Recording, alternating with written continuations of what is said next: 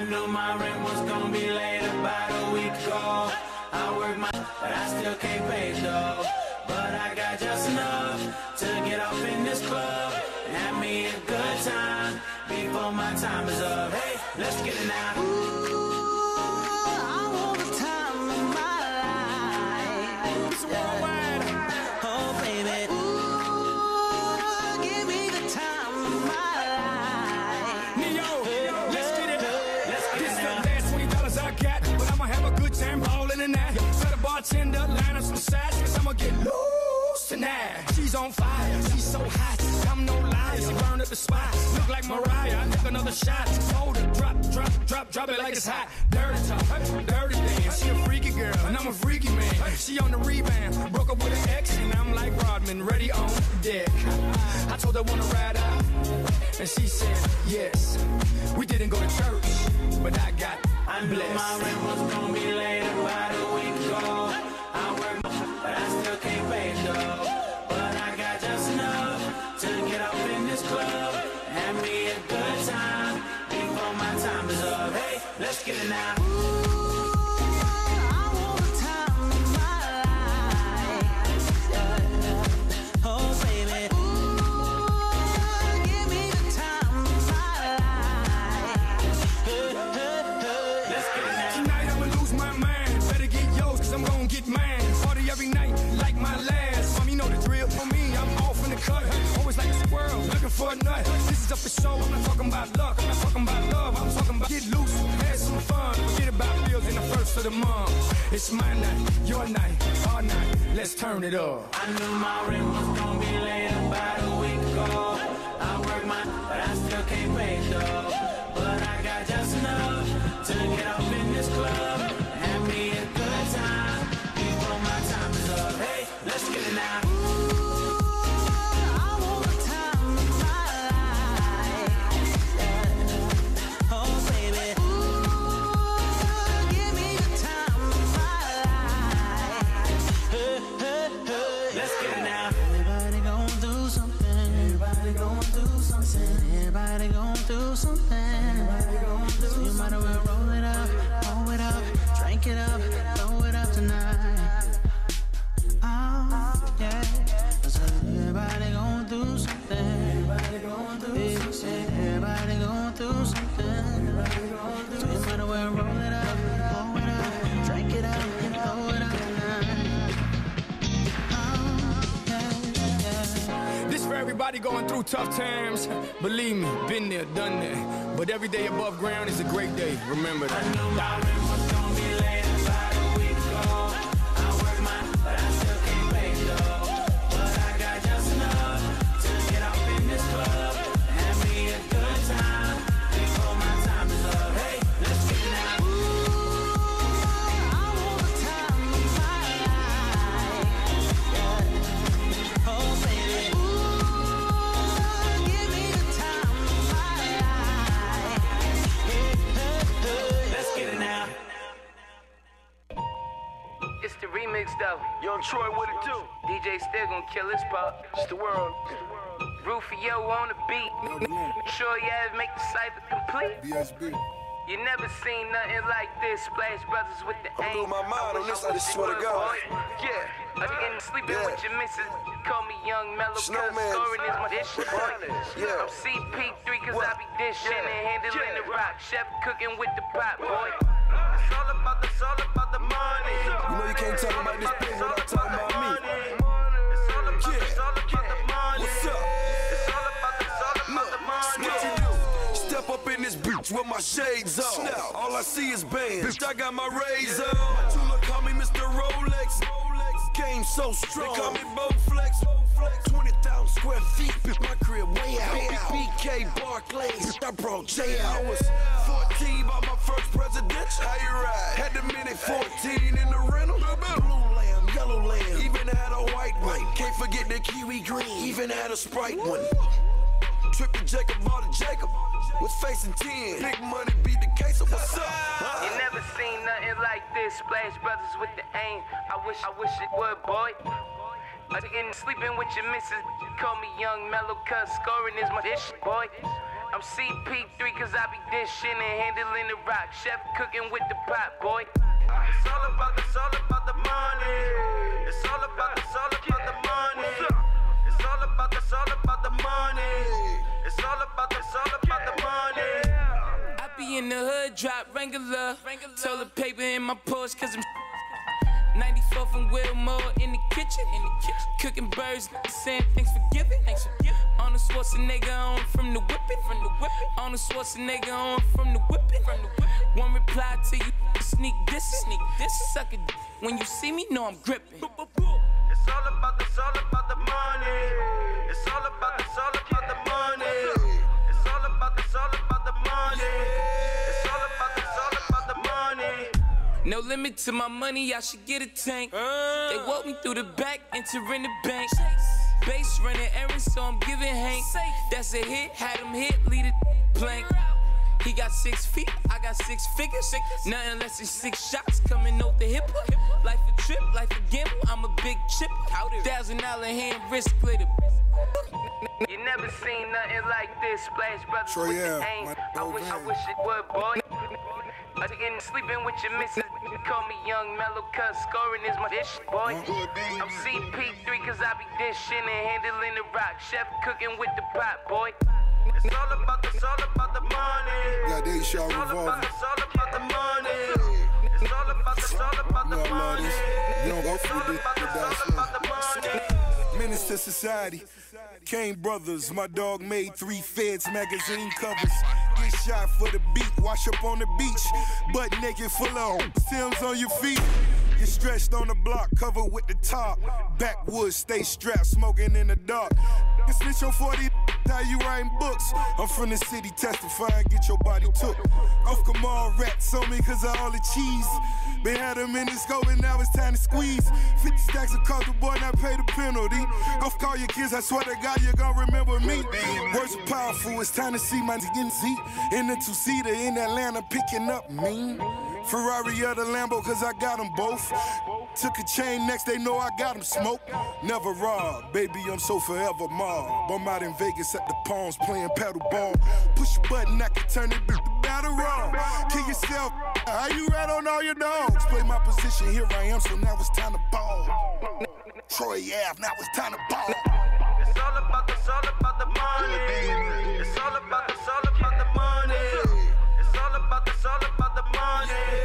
It's all about the money. Flourish under the fire, laugh in the face of doubt. You ain't got enough money, your fingers to count me out. BSB Records make the cipher complete. We the #1 independent label in the streets. And you know that. Free Abdul Mateen, gotta get my bro back. Drummer. Salute to the fans, supporters, and the DJs. Always. Powder.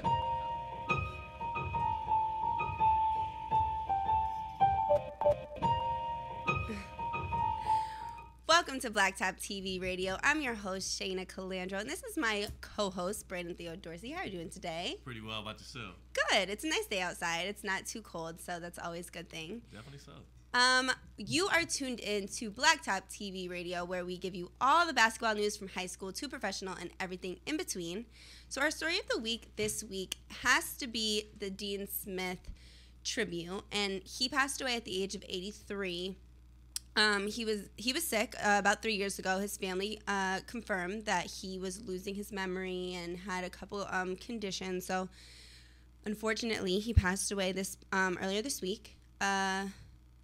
Unfortunate situation. Yeah, definitely unfortunate. He was 83 years old, but in those long-lived 83 years, the passion, you know what I'm saying, the love for the game of basketball, and not just the love for the game of basketball, but the love for humanity as a whole kind of captivated the hearts of everybody that he touched.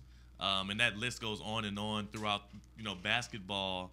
Obviously coached at North Carolina, played at Kansas. Yeah. Long lineage in basketball, but even outside of it, we'll talk more on that, but let's talk a little bit about the basketball history he has, since this is like a basketball show. Talk about some of the statistics and accolades he had, maybe list off. I know you have here all of his awards. So he did coach for 36 seasons, already an accomplishment in itself. That's a very long time. Yes. He had 2 NCAA D1 tournament championships, 11 NCAA regional championships, 13 ACC tournament championships, 17 ACC regular season championships, and 1 NIT championship. So that already speaks volumes. There's a lot of championships. Definitely. There's a lot of rings. It's unquestioned that he was definitely a winner as a coach, as well as he had a gold medal in the USA game. Yes. So not at all to be understated. He was a great man in the game of basketball.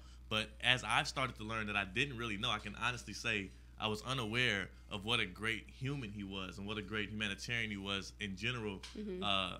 Ever since he has passed away, so much of the talk has been about, Dean Smith, the man, and not the coach. And I think that's been so important. They talked about his active rights and his active role in civil rights and how he helped integrate certain things. Like I know in North Carolina, when he first showed up there, before he was Dean Smith, he was, he was still Dean Smith by name. He wasn't Dean Smith, the dean legend. of basketball. Right. And he shows up in North Carolina, and as an assistant coach at a very small school, he, along with another black man, at that time the North Carolina restaurants were segregated. So they walked into a white only restaurant with a black man and demanded service, and he kind of initiated the start of the desegregation of restaurants in North Carolina. And that's just like a touch of what he would do like throughout his whole history of everything. He brought the first black player into the ACC. So it's certain things like that. It's hard to overlook when you talk about a legend like him. Definitely well respected for sure. The Tar Heels actually put out a video on the internet to put a tribute to Dean Smith. So we're going to play that now, and we're going to go straight to a break after that. So here it is.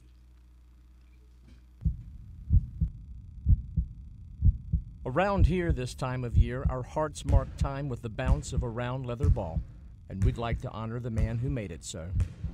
That would be you, Coach Smith. We know you're not comfortable with that. You'd rather point to your players, but Coach, they're an extension of you, and first came because you saw something good in each, athletically, academically, personally, and the combined good created greatness. For 36 seasons, professing we, not me, we marveled as you created teams from individuals, prepared players to be men, and sculpted this game into a work of art. Most of us saw only competition, but you, ever the teacher, saw beyond. You saw young men competing at a greater game, that of life. And there were other lessons. Early on, you made it clear that ability and character mattered most, not the color of one's skin. And with players black and white and Carolina blue, your teams played as one, unselfishly, and were rewarded with wild success. So much so that college basketball and Carolina basketball are one, synonymous. Our program nationally recognized for victory with honor, with ethic, with class. And through all the success, your constant humility, demonstrated when we tried to name this arena, this showplace that would never have been without you.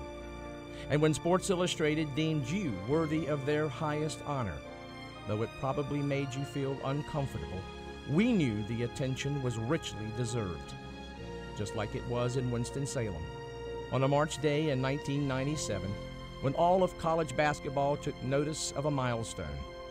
In the stands, a veritable who's who of former players who came from all points of the compass, who wanted to share the day with you. At game's end, we delighted in the scene on the floor.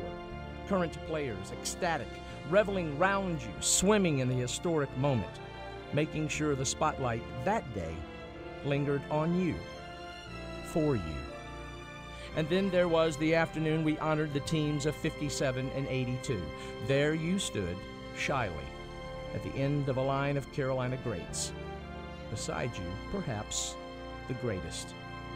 Then of you as a coach, as a father figure. There were more chills 2 years ago. In Charlotte, the ACC tournament, where you were named an ACC legend. Introduced, there was applause, and then something unexpected happened. The applause amplified into ovation. On and on it went, from fans that represented every school in the conference. Recognition from those who for 4 decades treasured any victory over a Dean Smith team. But on that day, all honored you as a treasure. showering you with the ultimate sign of respect, tribute from one's opponents. Coach Smith, they came to understand what we have long understood. You represent all that is good about sport, and who you are, what you stand for, are living embodiments of what the University of North Carolina is. And this university remembers an October day in 1997, a frozen moment. So momentous, we remember where we were, what we were doing, when we fumbled with the stunning news that an era had ended. It came so suddenly. We didn't get a chance to say thank you. Tonight, we will. We hope you'll forgive as we employ one of your many innovations. In this place that bears your name, while celebrating Carolina basketball's centennial, we pause and point to you for a lifelong assist. Thanking you, Coach, for more than victories, for loyalty to school and players, for making us understand that trophies are cherished mementos in time, but the values learned in winning them are timeless. And that is what you are, Coach. Timeless. Our priceless gem with radiant shine. And so gathered here, driven by the backbeat of the game we hold dear, we, Tar Heels past, present, and future, take this moment to say, with head, with heart, with all of our being, with pride, respect, and yes, love. Thank you, Coach Smith. Thank you.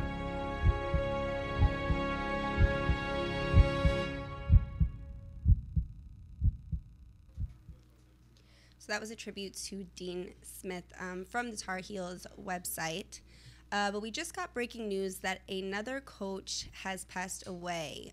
Jerry Tarkanian passed away today at the age of 84. His son, Danny Tarkanian, tweeted out the confirmation of his father's passing just now. He was hospitalized on Tuesday after having problems breathing and dealing with an infection. And so we also have to say rest in peace to a head coach who's in the Basketball Hall of Fame, Jerry Tarkanian. Right, Tarkanian was inducted into the Hall of Fame, the Basketball Hall of Fame, a little late, if you ask me, in 2013, very recently. He was a great coach. If everybody remembers last year, Wichita State finished, they're the last team to finish with an undefeated season. Before that, the last team to do so was Tarkanian's UNLV Running Rebels, who finished with the undefeated season in 1990. And the year before that, he topped Coach K in the national championship to give UNLV a national championship. That team, the Running Rebels, had guys like Greg Anthony, Larry Johnson, really great coach team. Tarkanian, definitely a coaching legend in college basketball. He will be missed. And like I said, Hall of Famer. And it's sad to see another one pass, especially right after we just lost the coaching legend and Dean Smith. But the Running Rebels, you know, they lose a guy today, and I mean, I guess, what does this say for the college basketball landscape right now? You lose two coaching legends in about the span of the week. Right. And you know, it's a sad time, but then it's also a time of remembrance. We could look back on these coaches' legacies and talk about just how great they were.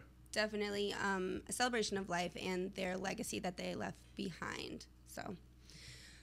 But getting into other things, we're going to go straight into Controversy Corner. And this week, it has to do with Syracuse University. So Syracuse self-imposed a postseason ban on themselves after the investigation for the NCAA is still going on. It includes academic violations, drug policy violations, spanning back to 2007. Mm-hmm. Well, that's what they've reported. It could have been before then as well.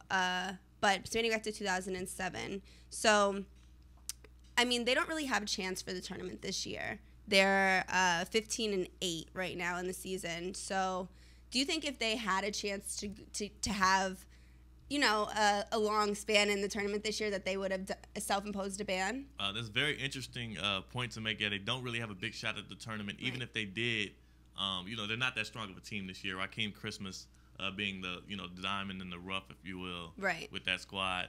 I don't, you know, Jim. First of all, I got to give a big shout out. Jim Boeheim, definitely a coaching legend as well.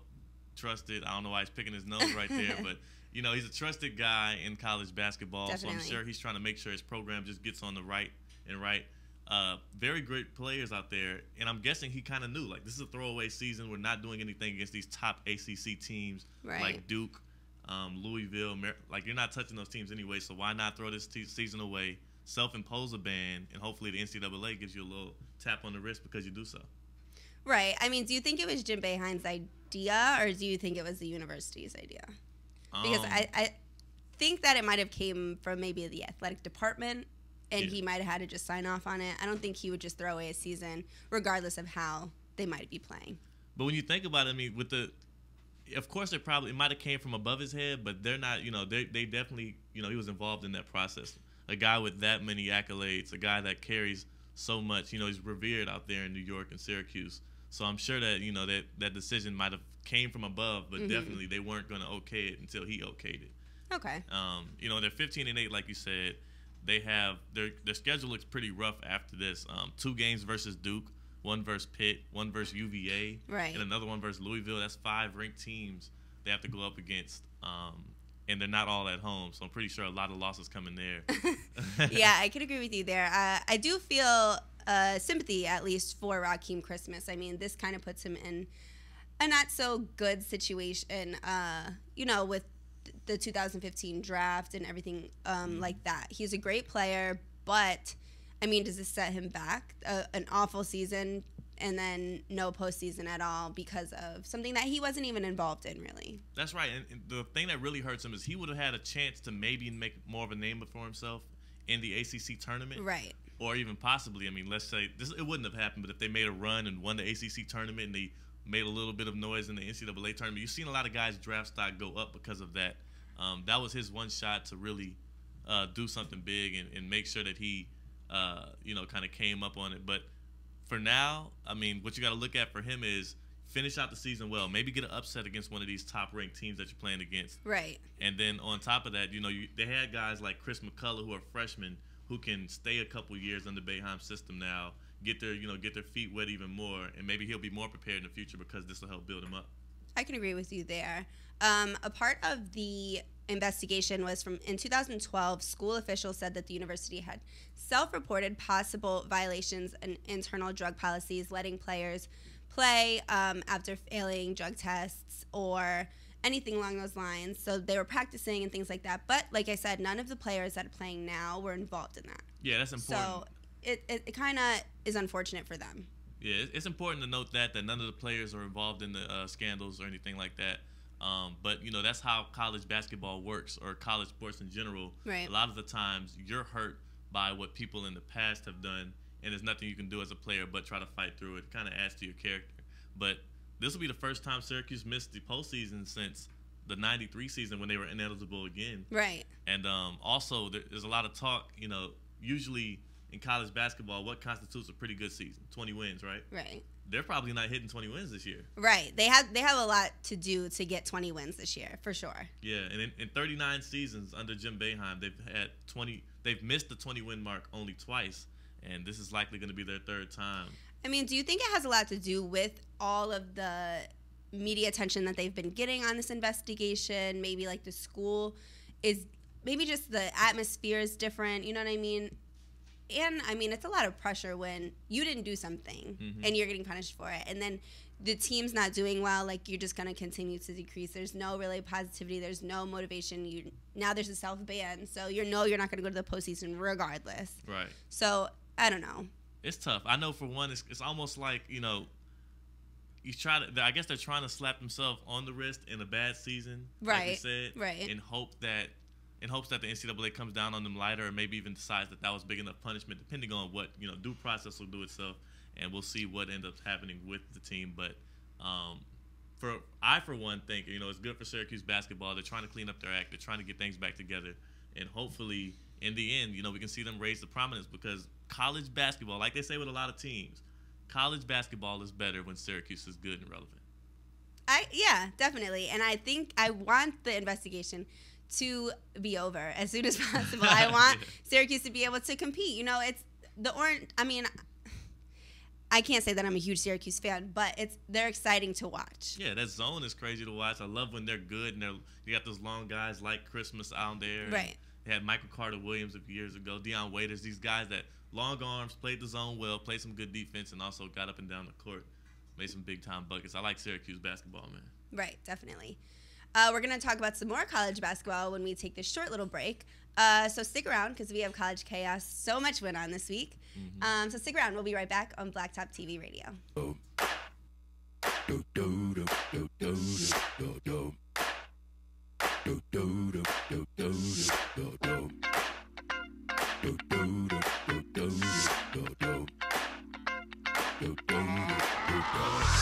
This shit that ice cold, Michelle fight for that white gold. This one for them hood girls, them good girls, straight masterpieces. Styling, wildin', living it up in the city. Got Chuck's on with Saint Laurent, gotta kiss myself, I'm so pretty. I'm too hot. Call the police and the fireman, I'm too hot.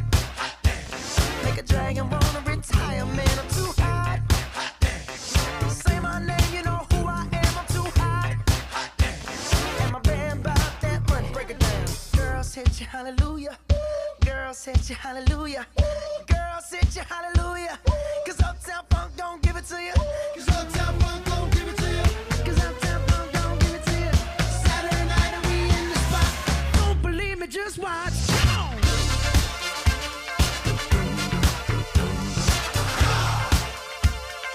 Don't believe me, just watch.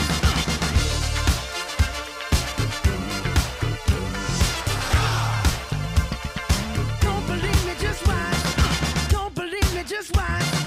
Don't believe me, just watch. Don't believe me, just watch. Hey, hey, hey, oh! Stop. Wait a minute. Fill my cup, put some nigga in it. Take a sip, sign the check. Julio, get the stretch. Right to Harlem, Hollywood, Jackson, Mississippi. If we show up, we gon' show out. Smoother than a fresh drop. Skip it. I'm too hot. Call the police and the fireman. I'm too hot. Make a dragon wanna retire, man. I'm too hot. Bitch, say my name, you know who I am. I'm too hot. And my band bought that money. Break it down. Girls hit you, hallelujah. Girls hit you, hallelujah. Girls hit you, hallelujah. Cause Uptown Funk don't give it to you. Cause Uptown Funk don't give it to you. Cause Uptown Funk don't give it to you. Saturday night and we in the spot. Don't believe me, just watch.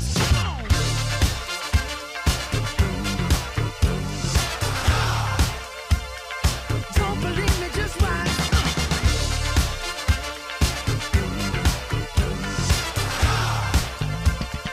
Don't believe me, just watch.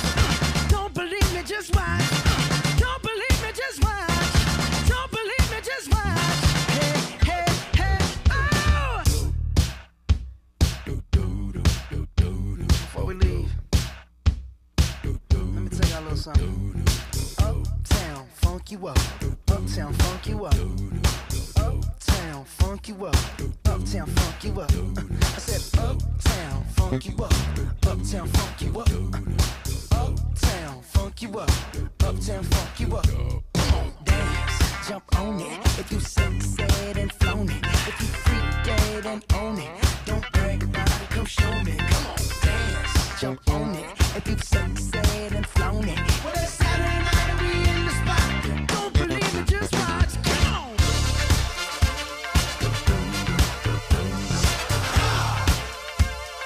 Don't believe me, just watch.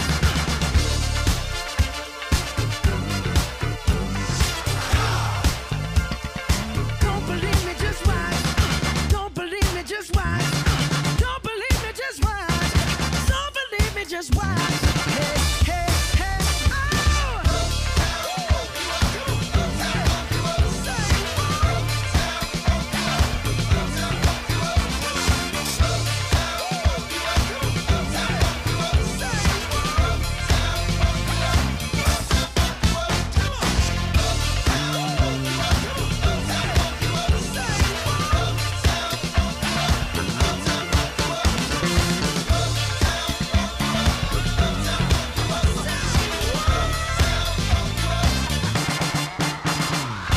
Welcome back to Blacktop TV Radio. I'm your host, Shayna, and this is my co-host, Theo. We're going to get into some college chaos now. So, this week's games were very interesting. a lot of blowouts, but they're still very worthy of being talked about. So we're going to get straight into some girls basketball first. Number 1, South Carolina played number 2, UConn Huskies. And when I say that it was a no game after the first few minutes, there was no competition. I don't even understand how South Carolina was number 1. Right. I mean, the South Carolina team has been good all year. They've been winning, but UConn has a player by the name of Breanna Stewart who is just flat out the best player in the nation. And it's kind of hard, I guess, when you're playing against such a great talent and great coaching in UConn to come away with a win. And South Carolina got blown out of its socks, and they're no longer going to be the number 1 team in the nation. So definitely not. They were 22-0 going into the game, but they lost 87-62. Yeah. But, I mean, in the beginning, it seemed like it was going to be the great game that everybody thought it was going to be. It was 9-9 at the first media timeout. And then the leading score went back and forth 7 times. They were tied 6 times within 8 minutes. But then UConn went on an 11-0 run, and it was over from there. South Carolina, there was no coming back from that. Yeah, I mean, the star power UConn has is just too overpowering. Kalina Mosqueda-Lewis, 23 points. 5 for 6 from deep. Yes. She doesn't miss. She shoots above 50% from three-point land. She's like the Kyle Korver of women's college basketball, and she performed last night. Or not last night, but a couple nights ago. Right, and just a fun fact, Kalina actually set a bunch of records this season. In her first game of the season, she tied the record for three-pointers made in a game with 10 for 13 attempts in 24 minutes, tying with Maya Moore. Wow. And then she also set a record against SMU last month, and she passed Diana Taurasi on the career three-pointer record, and she scored 319, and that was last month. So she's well over Diana Taurasi, who was, I mean, an incredible player at UConn. So she's a senior, and for sure she's going to go big places when she graduates. Also, the reigning National Player of the Year, Breanna Stewart, like you said, amazing player. She had 22 points, 8 rebounds, and 5 of the 6 team blocks. Yeah. She was a blocking machine out there on Monday. Right. It was one play where she actually had the ball, turned it over, and, South Carolina's racing down court on fast break. She catches up to the girl and gets a chase down block. I haven't seen too many chase down blocks in women's basketball. Breanna Stewart perfected that one. Very great player.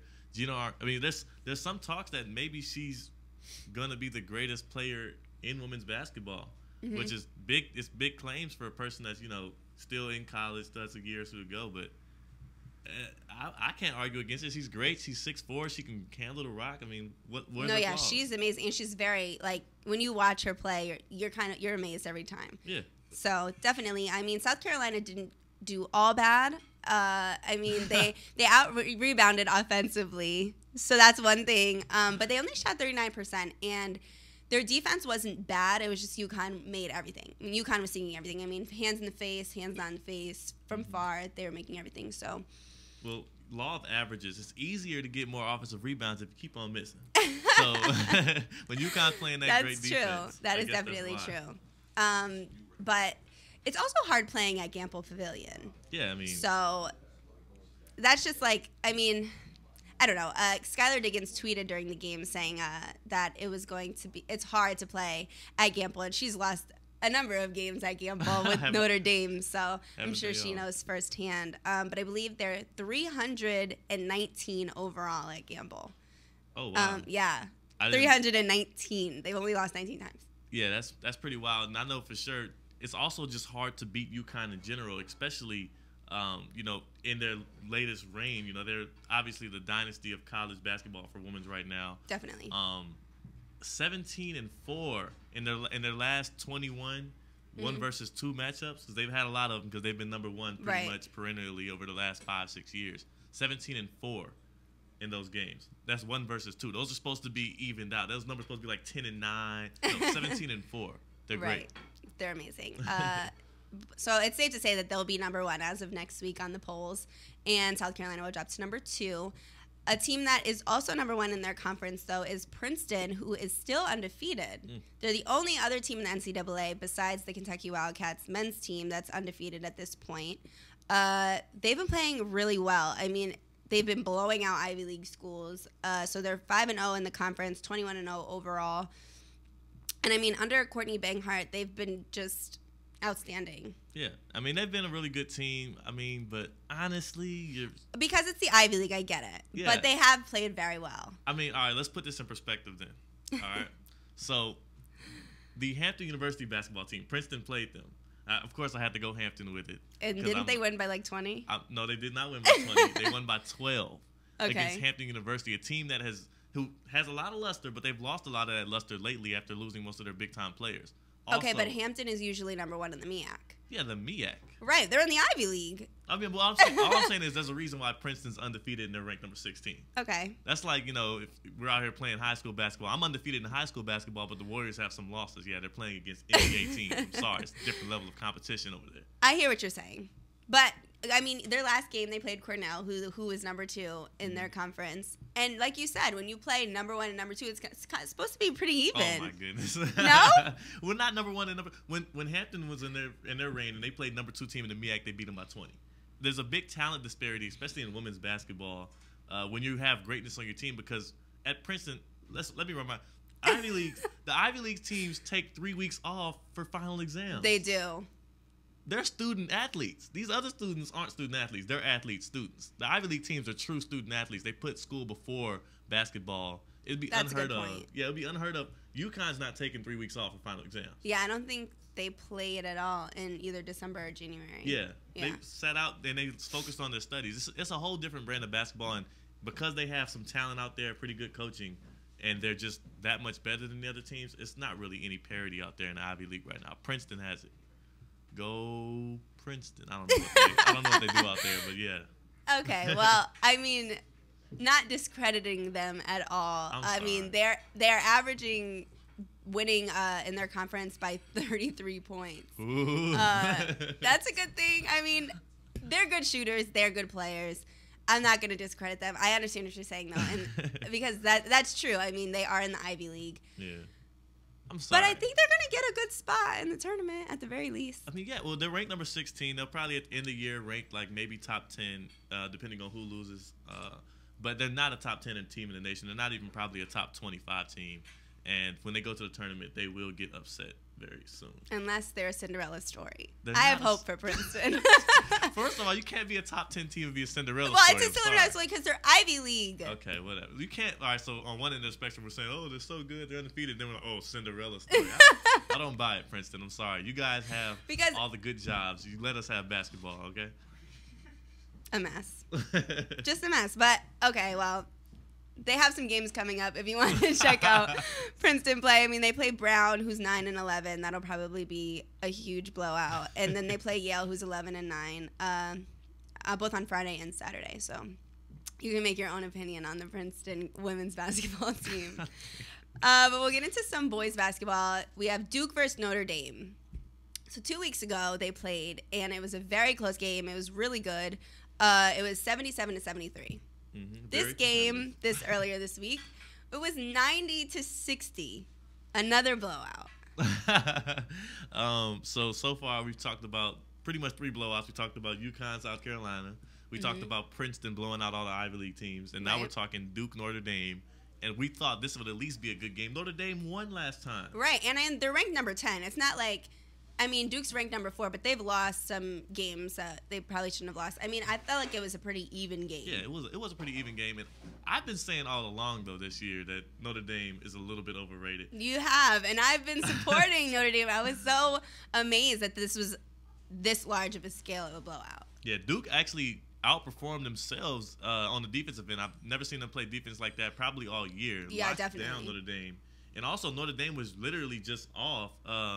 Jerry and Grant actually... He had 7 points. 7 points, 3 for 10. But the real statistic I was looking at, he's a 75% free throw shooter. Mm-hmm. He shot 1 for 7 from the free throw line. That's just an off day. If I've never seen one. Okay, well, Zach August had 0 points. Yeah. And only got the ball up twice. And that, I mean, all that of that just is confusing. can't happen. All of that is confusing. You know, my heart goes out to Notre Dame because that's showing. It's like y'all took that day off. It was terrible. Yeah. It was in Cameron Indoor Stadium.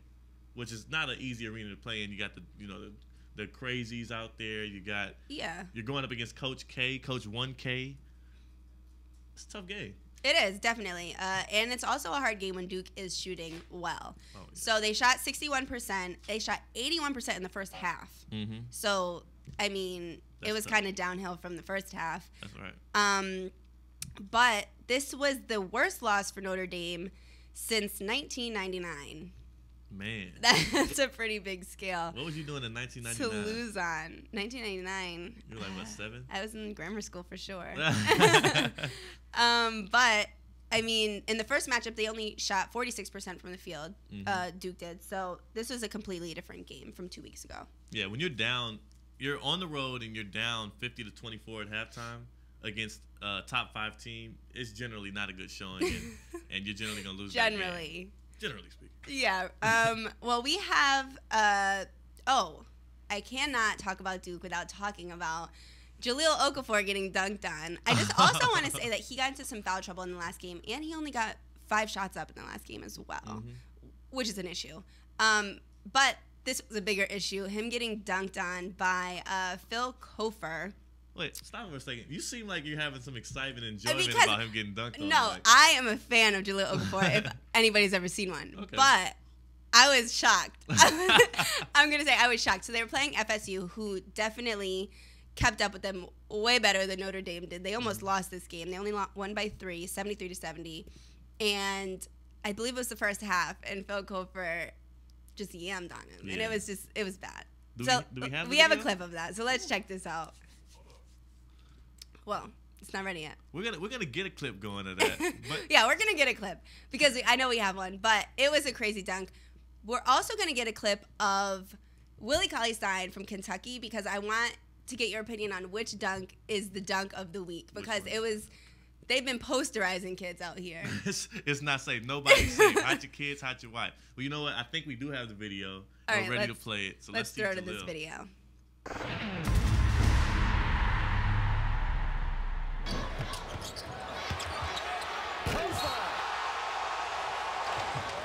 This might be a sports in the top 10. Phil Kofer sending it in with authority over the big fella. I'm Jeff Fischel from the ACC Digital Network. For more, Jahlil, 6'10". Jalil's like 6'10", and I think he was thinking this isn't going to be a dunk. he went up like this is okay. He's gonna try to lay it up. Coach says arms up, so he went. Arms but up. he did jump. He jumped a little bit, but boy, the other guy jumped a little higher. A little bit.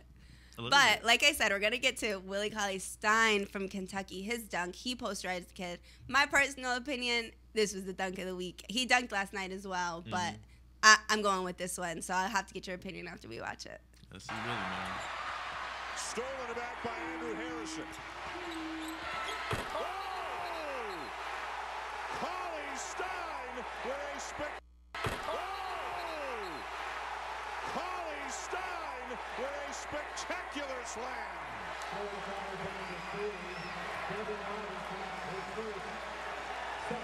That was Blake Griffin-esque.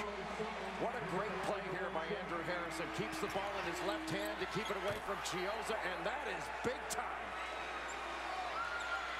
I think we know it's number 1 on the top 10. My goodness. And maybe number 2 and number 3 as well. Great.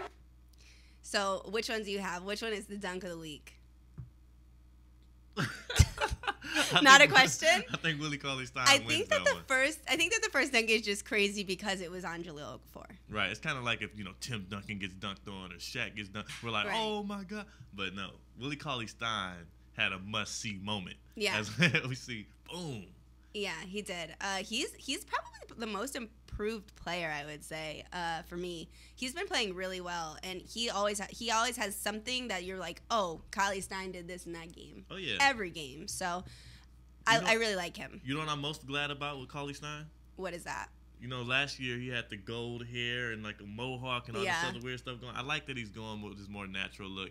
A lot of the ladies are going natural. Willie Cauley-Stein decides to do the same thing. Good job, Willie. I'm proud of you, man. But he's never gonna just be looking normal with that neck tattoo. Yeah, he has some weird stuff going. I mean, he likes to express himself. That's what they call it nowadays. Get tattoos. I'm just saying, he's never gonna be like completely looking normal. That's a crazy neck tattoo. It is. It's a little different. He's a different kind of guy, though. I mean, and that's fine. I like him. He's like 7 foot tall. When you're 7 foot tall, you're already standing out. Why do you need a tattoo to do more? Like. And I wish I knew what it was. If anybody knows what it is, please tweet me. Let me know. Right. But our last recap game of the week that we're going to get into is Virginia versus Louisville. Oh, wait, do you want to talk Kentucky LSU first for a second? Or? Oh, yeah. We can talk Kentucky LSU. I was really excited about Willie Cauley-Stein. Of course. You know, you just want to speed all over it. But let's talk about the fact, oh, Lord, that's the haircut. There it is. That was the haircut that I did not like. And that's why they ended up losing the championship game because of that haircut.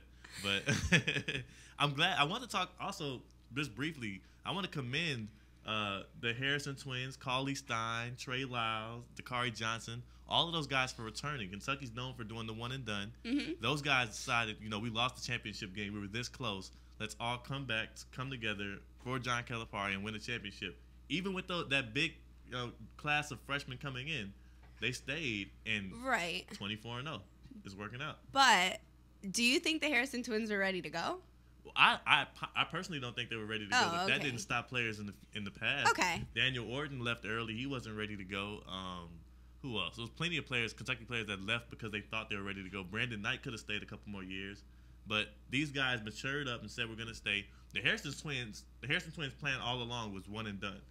They said it in so many interviews when they were getting recruited. We want to go to Kentucky, one and done. We know Calipari does this. They stayed back, and look at the results, 24-0 so far. Right. I mean, they needed to stay, in my opinion. That's true. And it's good. It's good that they did. Now Kentucky looks like an NBA team with all the size and length they have, and that's what LSU learned when they just beat LSU actually last night, 71-69. And what was a almost scare. An upset, yeah. It was an upset almost, this close. This close, but Kentucky's just a better team. We were talking about that during the break. Kentucky's just a better team than LSU, and they came back in the end. So that's right. It was LSU went on a 21-2 run. Leading into the second half, well, actually going through the halftime into the second half, had a 6-point lead, 66-60, with about 7 minutes left. Remember, we're in Baton Rouge, in LSU's stadium. This is the first time they sold out that arena in years. Everybody's out there rooting on the Tigers. And then, with 7 minutes left, Kentucky just decided, you know what, we're better than them. How about we just take over this game? Offensive rebounds when they wanted them, defensive rebounds, stops in the paint. I know Carl Towns had this big step-back jumper at the end of the shot clock. They're just a better team, and it showed, and that's why I think they're going to run the table and win the NCAA championship. Oh, I totally agree. I've picked Kentucky since the beginning of the season. Yes. Even over my hometown UConn Huskies, they're not doing too well. I think we all knew that was come on. But, I mean, if this game next year, Kentucky always gets good players. They're always going to be a good team, especially under Coach Calipari. LSU's got some people going there. They have Antonio Blakeney. They have Ben Simmons. So, I mean, next year, that might be a whole different game. That's true. And I know Ben Simmons must have been just proud, elated to see that this team is putting up that kind of a fight when they're obviously undermanned against a team that's totally, superstar filled. He's like, man, I can't wait to come here and maybe play with some of these guys that put up that same tenacious fight. Hopefully some of those players stay back. Well, they probably will. They're not top draft prospects. Right. So they'll come in there with Ben Simmons. They'll come in there, re-upped, reloaded, and that's going to be a big matchup right there. I agree. Crazy matchup. So now our last game recap. Virginia against Louisville. It was a really low-scoring game that ended 52-47, but it was an interesting one. I mean, it was fun to watch, even though there wasn't a lot of shooting going on. Mm-hmm. It was 24-13 at the half. Virginia was up. So Louisville just didn't have it.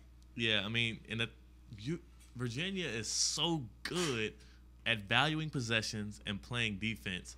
And that showed that night when they just totally took over the game when they wanted to and made sure that they played at their pace. Right. And they're so good at doing that every game, making sure it's a low-scoring game. They play these 50s to 40s types of games, and they win those games the majority of the time. That's why they're successful. Yeah, I do want to point out, though, that Terry Rozier did have 16, Montrezl Harrell had 12, Chris Jones had 11, and Wayne Blackshear had 8 and 7 rebounds.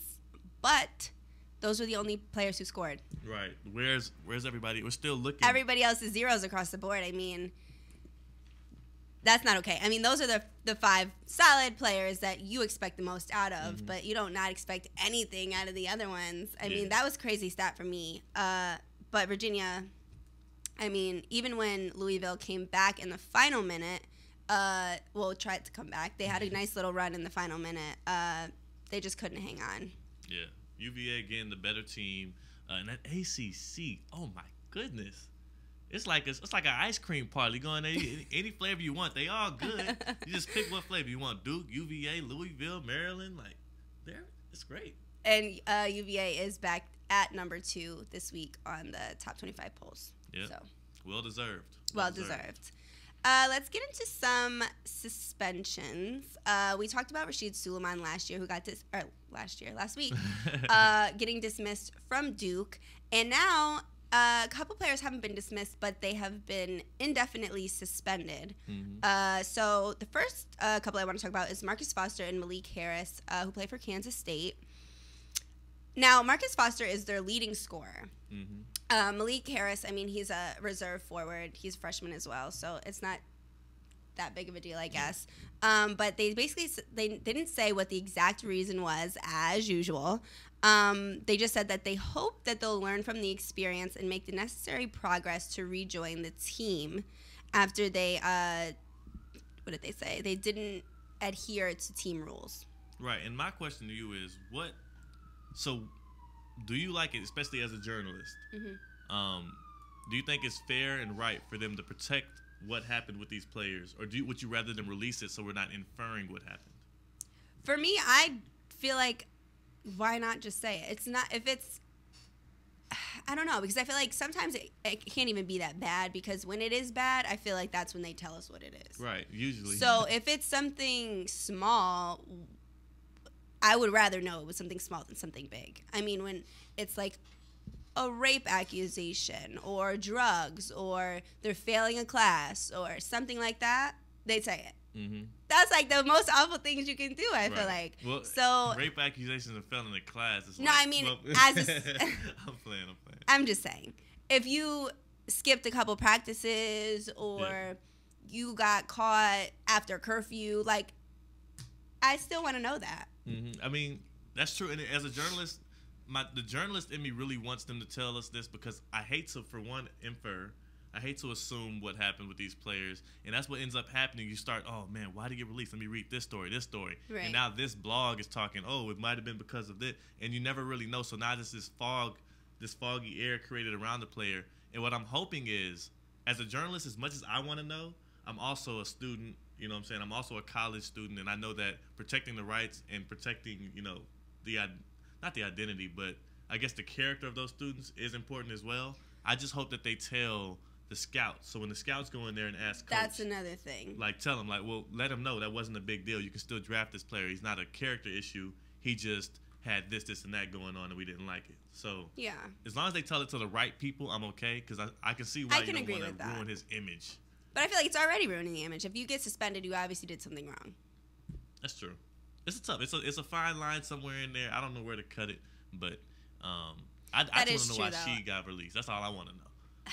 Why did everybody wants to know? But I am very proud of Grayson Allen for getting so much more time and producing numbers in Rashid Suleiman's absence. I'm not proud. I'm proud of Grayson Allen. But a more, I guess, popular player, Mark Loving from Ohio State, was also temporarily lost his privilege of wearing scarlet and gray, was the statement released. So he was suspended last week, and he still hasn't earned that privilege back. Coach Thad Matta said that he wasn't the one who gave the suspension. It actually came from the athletic department. Okay. So kind of washed his hands of that one. Right. He said, don't ask me any questions. Right. That's a smart move. I mean, specifics weren't given out. Like I said, they usually are not. But also, like, when Coach Matta says, I mean, I didn't give it. It was the athletic department. Now I'm like, well, what did he do? Right. It must have been something crazy. Yeah. For them to get involved, it had to be something serious. But that's a crazy thing. It could be something as light as missing a couple classes when they warned them not to, and then something as big as maybe like, and I don't even want to put anything out there to make people think I'm flooding the air with rumors, but right. So Something big. Something big. But with him, I mean, he's been out for 3 games. And I want to say something about Ohio State as a program. Yeah. And as an institution. You guys are so arrogant. Who really... He's temporarily not good enough, or he lost his privilege to wear the scarlet and gray. I could wear scarlet and gray today. I ain't losing no privilege to do that. I don't like the way that they put that out. And then they call themselves the Ohio State. Who do you think you are? I mean, the Ohio State. Okay, whatever. I mean, I get where you're coming from. That does kind of sound like pompous, I guess. It's a little arrogant. I mean, the Ohio State, you lose the privilege to wear our colors. Like, I don't like the way they talk. And that's what I'm saying. The way that they put statements makes it seem like people did something crazy. And that's when I would rather them just tell me what they did for me to make my own, I guess, opinion if it was that big or not. But what are you going to do? He's the second leading scorer behind D'Angelo Russell. So they won the game against Purdue that he wasn't playing in. But what do you think this means for Ohio State in their next upcoming games? It could hurt. I saw a report that said he'll be back Saturday, but it could definitely hurt. 11.7 points per game. He shoots above 50% from deep. That's hard to find, even at the collegiate level. So it could hurt them. They're kind of in the running there. That's a pretty competitive conference. They've had some upsets recently. They snuck into the top 25. Ohio State is a good team, and if Thad Matta doesn't bring him back soon, it would definitely hurt them in the tournament. But I'm sure he'll come back. Yeah, like you said, I think they said it was a 3-game suspension, but they hadn't confirmed it. And like you said, he might be back just this weekend. So hopefully he is, because he's a big part of that team, most definitely. I'm sure D'Angelo Russell is missing him. Oh, yeah. As long as they got the wins, that's all that matters. Come back, make a push in the Big Ten tournament, and maybe they're the Cinderella story, not Princeton. Maybe. The last thing we're going to get into for college, the NCAA is going to experiment in the NIT. So they decided to make some different rules during this year's NIT postseason with cutting down the shot clock by 5 seconds, so making it 30 seconds, and then also making the restricted area arc 3 feet from the center of the basket instead of, I think, 4. So, I mean, I don't know if this is going to make too much of a big deal. They're trying to do the shot clock to see if it produces more points and scoring and all that. I get it. And then the restricted area arc is basically being changed to hopefully reduce collision underneath the basket, which I think that will probably be more effective than maybe the shot clock. What is your take on it? And we'll talk about the vital importance of shot clocks as we continue on. We have another story that involves shot clocks, so remember this. But reducing 5 seconds off the shot clock, and 5 seconds is a lot of seconds. Yeah, that's a lot of seconds, and it really speeds up the play. And I think altogether there hasn't been too many times in sports, because sports is such a subjective world. There's not too many times in sports where you can sit down and say, I think that works perfectly for pretty much everyone involved. I think this was the perfect marriage of, we're going to make rule changes to the NIT. Who cares about the NIT? Well, now we care. So for the NIT, it's a positive because we're going to be watching to see how this changes the flow of basketball, right? Then also the NCAA, the committee is actually meeting in May to make further changes to the rules before the Final Four.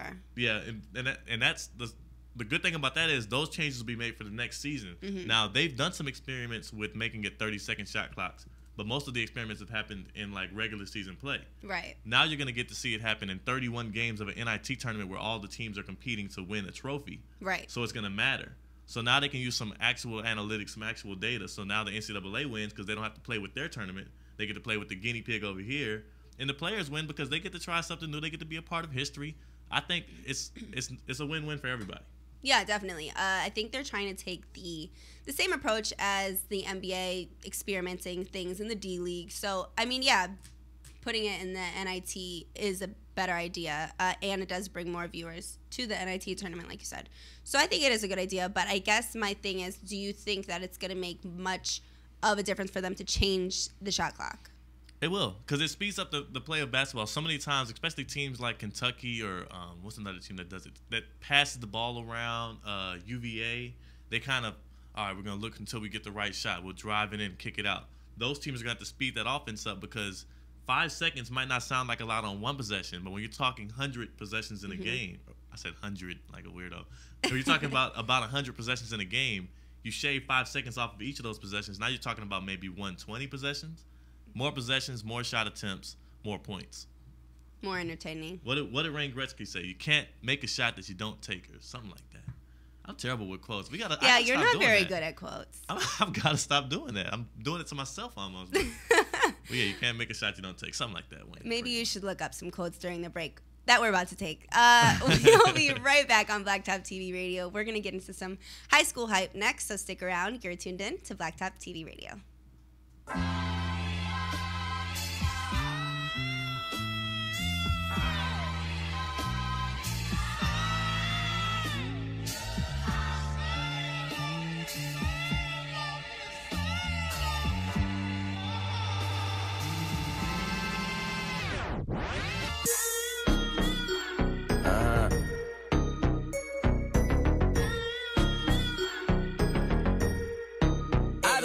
With you little stupid and wow. Game with you little dumb and I ain't with you. I got a million trillion things I'd rather do than to be with you. Little stupid and I don't give a look, I don't give a about you or anything that you do. Don't give a about you or anything that you do. I heard you got a new man, I see you taking the pic. Then you post it up thinking that it's making me sick. I see you calling, I be making it quick. I'ma answer that shit like I don't with you. I got no feelings to go. I swear I had it up to here, I got no ceilings to go. I mean for real, how you feel? Your 2 cents if it ain't going towards the bill. Yeah, and every day I wake up celebrating. Why? Cause I just dodged a bullet from a crazy person. I stuck to my guns, that's what made me rich. That's what put me on, that's what got me here. That's what made me this. And everything that I do is my first name. Chase bread, aw damn, she got a bird brain. Ain't nothing but trilling me, aw man, silly me. I just bought a crib, 3 stories, that the trilogy. And you know I'm rolling with this up the ozone. I got a that text me, she ain't got no clothes on. And then another one text me, yo at next. And I'ma text your ass back like I don't with you. You little stupid and wow. Game with you. You little dumb and game with you. I got a million trillion things I'd rather do than to be with you. Little stupid and I don't give a look, I don't give a about you or anything that you do. Don't give a about you or anything that you do. I don't give a about you or anything that you do. Don't give a about you or anything that you do. Got a million things on my mind, executive deals online, limited amount of time, chasing these dollar signs, and you ain't on your grind. You liable to find me up in the MGM casino in the deep. Enough fatty I could have put on property. From the bait to the murder, Rick, my permission, she choosing, that's her decision. Free my in prison. On the phone with a who can't do for a pimp, but make a Hillary. Got a in my dental, blowing hemp in a rental. On my way to Sacramento, late night, Arsenio. I'm never sentimental, go hard or go homeless. Barely, hardly, I'm chromeless. You might end up domeless. I bet you she into me. Her cheddar she giving me. Stand outside forever like the Statue of Liberty. Dressed in Pimp C, underground king of the South. I raise my styrofoam up and pour some drink in my mouth. Why you always coming around with bad news? Say you want me to win, but hope I lose. Asking if I rock with other than the crew. But them cool. It's just that Jay f***ing with you. You little stupid and wow. Game with you. You little dumb and Jay with you. I got a million trillion things I'd rather do than to be with you. Little stupid and I don't give a look, I don't give a about you or anything that you do. Don't give a about you or anything that you do. I don't give a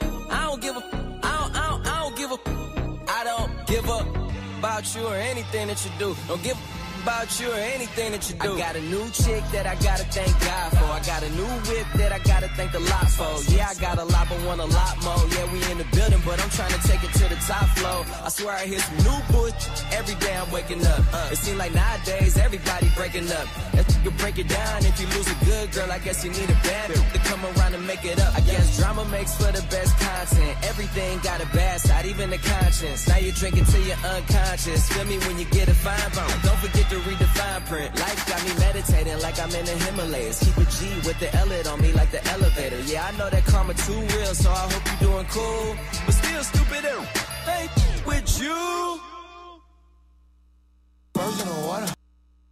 Welcome back to Blacktop TV Radio. I'm your host, Shayna, and this is my co-host, Theo. We are going to get into some high school hype. So, we talked about a game a couple weeks ago that was 161-2. Now we're going to talk about a high school game that was completely opposite. The end score was 2-0. Man.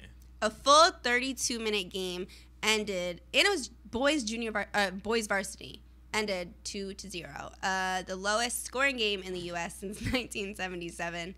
So now they are in the history books. Right. You know who else is in the history books? Brandon Rutledge, because he was the only guy to score in that game right there.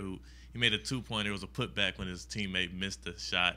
But Bibb County beat Rutledge High School 2-0 in a game where coaching strategy kind of turned out to be a bummer for fans. Definitely. So. I mean, they sat there for 32 minutes. I would have left. Yeah. There's just no way. But the coach said that he was kind of trying to make a point. They had played 4 games in that 1 week. His players were really sore. They were cramping up. So he said that they were going to just take it easy on offense and do what they had to do on defense. And that's what they did. That's right. They held the ball. And I talked earlier, and my dad actually just corrected me. I talked about college basketball and the possessions. He said not 100, but 50 to 80 possessions, depending on the teams. In this game, I'm sure there were about around 10 or 12 possessions. There was no shot clock. Yeah, because if you're wondering, high school basketball still to this day plays without a shot clock, which is strange to me, but just because if you're trying to teach people the fundamentals of the game and prepare them for the collegiate level, why would you play without a shot clock and allow things for like this to happen? And I'm sure it was terrible as a fan to watch. I watched a game that was similar to this when I was in high school. You know, DJ Augustine plays currently for the Pistons. Okay. When he was at Hightower High School, which is in Houston, I watched a game where they didn't do this the whole game, but for like the second half, they had it to where they were just holding the ball. And as a fan, I'm sitting there like, you know, when is this going to move on? What kind of point is the coach trying to make? Right. And it's almost silly to me, but for this reason, for this coach, trying to make a statement because his players were tired of sticking up for his players. So it's a good job by him. Yeah, I agree. I just want to point out that they did play each other earlier in the year in November, and they ended up the score was 40-36. So it's not like these teams, like one team is way better than the other. It's not that, because when he said, you know, we just had to do our thing on defense, I'm like, so the other team just wasn't trying to score 2, or they're just bad? Like, I just was really confused. But both teams were just like us, on the same wavelength. Yeah, they both held the ball, and the other one would sit back in the zone. And the craziest thing about it was, at the end of the game, I guess they both decided, hold on a second, we might want to win this game. So it said that in the last 15 seconds of this ball game, that was 2-0, 7 shots were put up between the two teams. All 7 of them missed. I guess they were a little cool because of the fact that they weren't shooting all game, they were holding the ball. But it turned out 2-0, a history-making game. Not sure if that's what the coach intended. He was really just trying to send a message and also get his players some rest. Right. But again, Brandon Rutledge, you're the big man on campus. With a season high 2 points. With a game high, team high, 2 points and a win. That's great. Gosh. Well, another history-making game that should be coming up, expected history-making game, is the Nike Hoop Summit that's going to take place in Portland, Oregon in April. And this year the U.S. team is filled of 11 players who have won a gold medal for the U.S. basketball team last year. And that's the crazy thing about it. All of them have experience overseas playing with the USA FIBA team. Pretty solid. Pretty solid. Just, you know, if you're into that type of thing. Some of the people making up the roster for the U.S. are Kentucky commit Isaiah Briscoe, Jaylen Brown, Villanova commit Jalen Brunson, Marquette commit Henry Ellison, Duke commits Chase Jeter, and Luke Kennard. Malik Newman will be on the team. Ivan Rabb, Caleb Swaggin. I think it's Swaggin. I don't know. I feel like they should maybe nickname him Caleb Swag. Swag. Okay. Arizona commit Alonzo Trier and Steven Zimmerman. Swanigan. That was what it was. There we are. Swanigan. So, I mean, that's a loaded roster for sure. They'll match up against the World Select team. I have them winning. I don't even know who's on the World Select team yet, but that roster is loaded. Yeah. Obviously, the great talents of high school basketball right now. It's going to be somewhat, these games are different. People think these are like all-star games. No, these games are competitive. These guys are going to duke it out against the World Select team. Yeah. They're trying to get their name on the map some more. They're trying to move up the rankings. Let's remember, these high school rankings for recruiting are not in stone yet. So this will give them a chance to climb up a little bit. They're playing for their country. It's going to be a lot of pride involved, and it's going to be some great basketball. And a lot of them are playing together or against each other just a few days before then. April 1st, they'll be playing in the McDonald's All-American game as well. So these kids have a lot going on postseason, and I'm definitely looking forward to it. And in case you were wondering how they ended up picking these players, 53 high school basketball players were sent to a camp. Players all over the nation. I know there were 4 from Texas, about 5 from Cali, all over the nation. And they narrowed it down to 11 players, and hopefully they got the right ones. From what we read, it looks like they have the right players. It looks like they selected the right ones. But we're going to get into some players of the week. Our first player of the week has to be Lauren Cox. She's from Texas. That's right. Flowermont High School. She's class of 2016 and the #1 recruit. She's 6'4", and she's a forward. She's already won 2 gold medals from the 2014 FIBA U17 championship team and the 2013 U16 championship team. She has a million awards from Texas school, her high school. I mean, this girl's really good. Oh, yeah. You guys have some players down in Texas. That's right. I try to tell people everything is greater in Texas, and they always say everything's bigger. She's 6'4". She knocks down the 3 with ease. Really great player. Face up 5 or 4, wherever they're going to play her at in college. And you want to know who the last good player to come out of Flower Mound, Texas, who was 6'4" was? Please let me know. The young Marcus Smart with the Boston Celtics. Oh, I like Marcus Smart. Yeah, Marcus Smart, really tenacious defender. Grinds it out, plays every possession with the same passion. And we saw that a little bit in college. Sometimes he had a little too much passion. But really great guy. Flower Mound, Texas is breeding some really good players right now. She's at Flower Mound High School out there in the Dallas area, and I think she's going to be great. She's #1 in the nation. She has not committed yet, so she's smart. She knows she's going to play the field a little bit. You got UConn that's going after her. But they always go after the #1 recruit, and they normally, they have the #1 recruit coming out of 2015. They might just get the 2016 recruit too. I don't know. A couple miles down the road, well, not a couple hours down the road is a school who's got the #3, not #3, but the 3rd best team in college basketball for women's right now, Baylor University.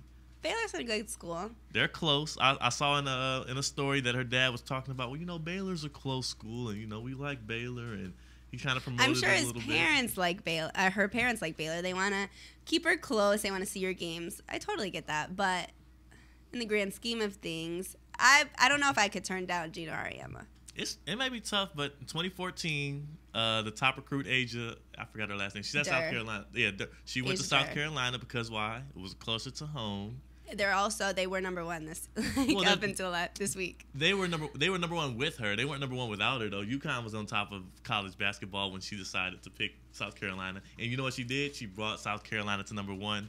And I see Lauren Cox doing the same thing for Baylor University. Come on, Lauren, we're rooting for you. Stay in Texas, the great state. I know I didn't stay in Texas, but you do it for me. Or go to Connecticut. Oh God, a homer. There's a homer over here, man. You can't go wrong with Gino Ariema. You're right. He's a great coach, but. Texas. Well, we have a highlight reel of Lauren Cox, so let's get to that.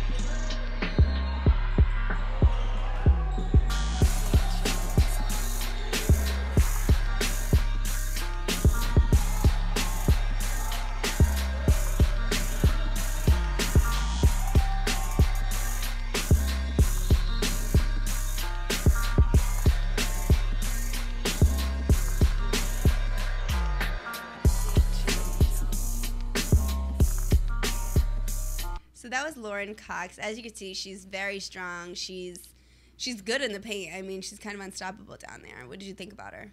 Yeah, well, I'll say, she's good everywhere. Everywhere she's good. I mean, I saw her stroking it from deep. She finishes with both hands around the rim, gets herself in really good position. And she's just a good overall player, #1 in the nation. And guess what, people? She's only a junior. Right. One more year to go in high school basketball. Then she'll be on the college ranks, and she'll be up there with Baylor competing for a national championship. Or UConn. But we're going to get into our male player of the week, and we also chose the #1 coming out of the class of 2016. He's a 5-star recruit. He's 6'9", small forward from St. Louis, Missouri. His name is Jason Tatum. So, what I got from looking at some of his stuff, he's very versatile. He's a wing player. I mean, he can get to the rim very easily. He's pretty strong in the air. I mean, he's only 190. He can get some more weight on him. But he keeps full body control, and I mean, he has a really good shot. So I like him. What do you think about him? I think he's definitely really good. He's that prototypical 3 that we're seeing in the NBA today. You got your kind of big, lengthy LeBron, KD, Paul George-esque. I wouldn't say he's on that level. Let me not compare him to those players. That was a lot of big names you named. I'm sorry. There. I'm just saying, like, as in the prototype for the size and the skill set, not the talent level. So he has a lot of work to do, obviously. He has some little girth to put on, but really good player out of St. Louis. That's nice. I haven't seen so many players out of St. Louis recently. I was big. Were you big on Nelly in I was when he had the Band-Aid on his cheek. I actually had one of those for my school picture, baby. Oh, God. I had to do the copycat. We look the 90s, baby. I don't know if we would have been friends when we were younger. You didn't score 30 points in a season. You had the Band-Aid. The Band-Aid you was had cool. A lot going on. That's how I got my date to well, you're homecoming. from down south. Yeah, I'm from Houston. Okay, Texas. all right. But this past Sunday, he had a great game. He led his high school college prep team 80-66 over the East St. Louis Flyers. He scored 42 points and had 11 rebounds. Solid. Solid stuffer. Yes. Definitely a #1 ranking type of player, for sure. Yeah, and before we play his clip, we're going to remind you, he too, a junior, class of 2016, uncommitted. I want to remind him, University of Texas is looking for a good wing. Maybe we come back to Texas too and make it like a... I don't know if he's going to choose the University of Texas. That's a stretch. It's a little stretch. I mean, he's gotten offers from UConn, Arizona, Duke, Kansas, Kentucky, UNC, Wake Forest. I mean, the list goes on. All the top teams in the nation are trying to get their hands on him. He's waiting out the processes just like Lauren Cox is. A lot of players are waiting out. I mean, more so than they used to. Yeah, definitely. I mean, even the players that are going to McDonald's All-Americans, I mean, half or maybe a little bit more than half of the top 10 hasn't committed yet. Yeah, they're undecided. So, do you know who started that wave? Who? LeBron James. When players saw, I'm just gonna mention it. When players saw how much leverage a player creates for himself when he waits it out and makes his decision when he's ready, they kind of started to take notice, like, wow, the way LeBron James waited it out in 2010 and was like, okay, or was that 2011, 2010? 2010. And he decided to go to the Miami Heat. Ever since then, I've seen a big wave in college or in high school basketball where all these players who, just like when LeBron was in high school, he was kind of mimicking Kobe. Kobe mimicked Michael Jordan. These high school players are starting to mimic LeBron and decide, like, I'm going to make my decision. And they always do it in weird, dramatic fashion. Sometimes they tweet it out. I think another big thing, though, is you never know who's going to go to the draft. That also. So it's kind of like, okay, maybe I'll commit here if this person goes, but I'm going to commit here if he stays. But players used to commit early. Players used to, because they used to like walking around the high school in their Arizona gear or their UNC gear, but now they're waiting. I mean, there's players still. Chase Jeter, he's #9 in the coming out of class of 2015. He committed to Duke early, like last August. Yeah, and some of them are going to jump on it. Some of them, especially if you know where you want to go. Right. If you've grown up knowing I want to play for Coach K, you go ahead and you commit to Coach K. Right. But for some of those players who still have a decision to make, they're going to let these colleges chase them a little bit. That one of them throw the Lambo at you, the other one throw the Ferrari, and see where you're going to go. Oh, all those. Allegedly. All those illegal benefits you've just named there. Let's. On that note, let's get to his clip. Here's Jason Tatum. Who makes that?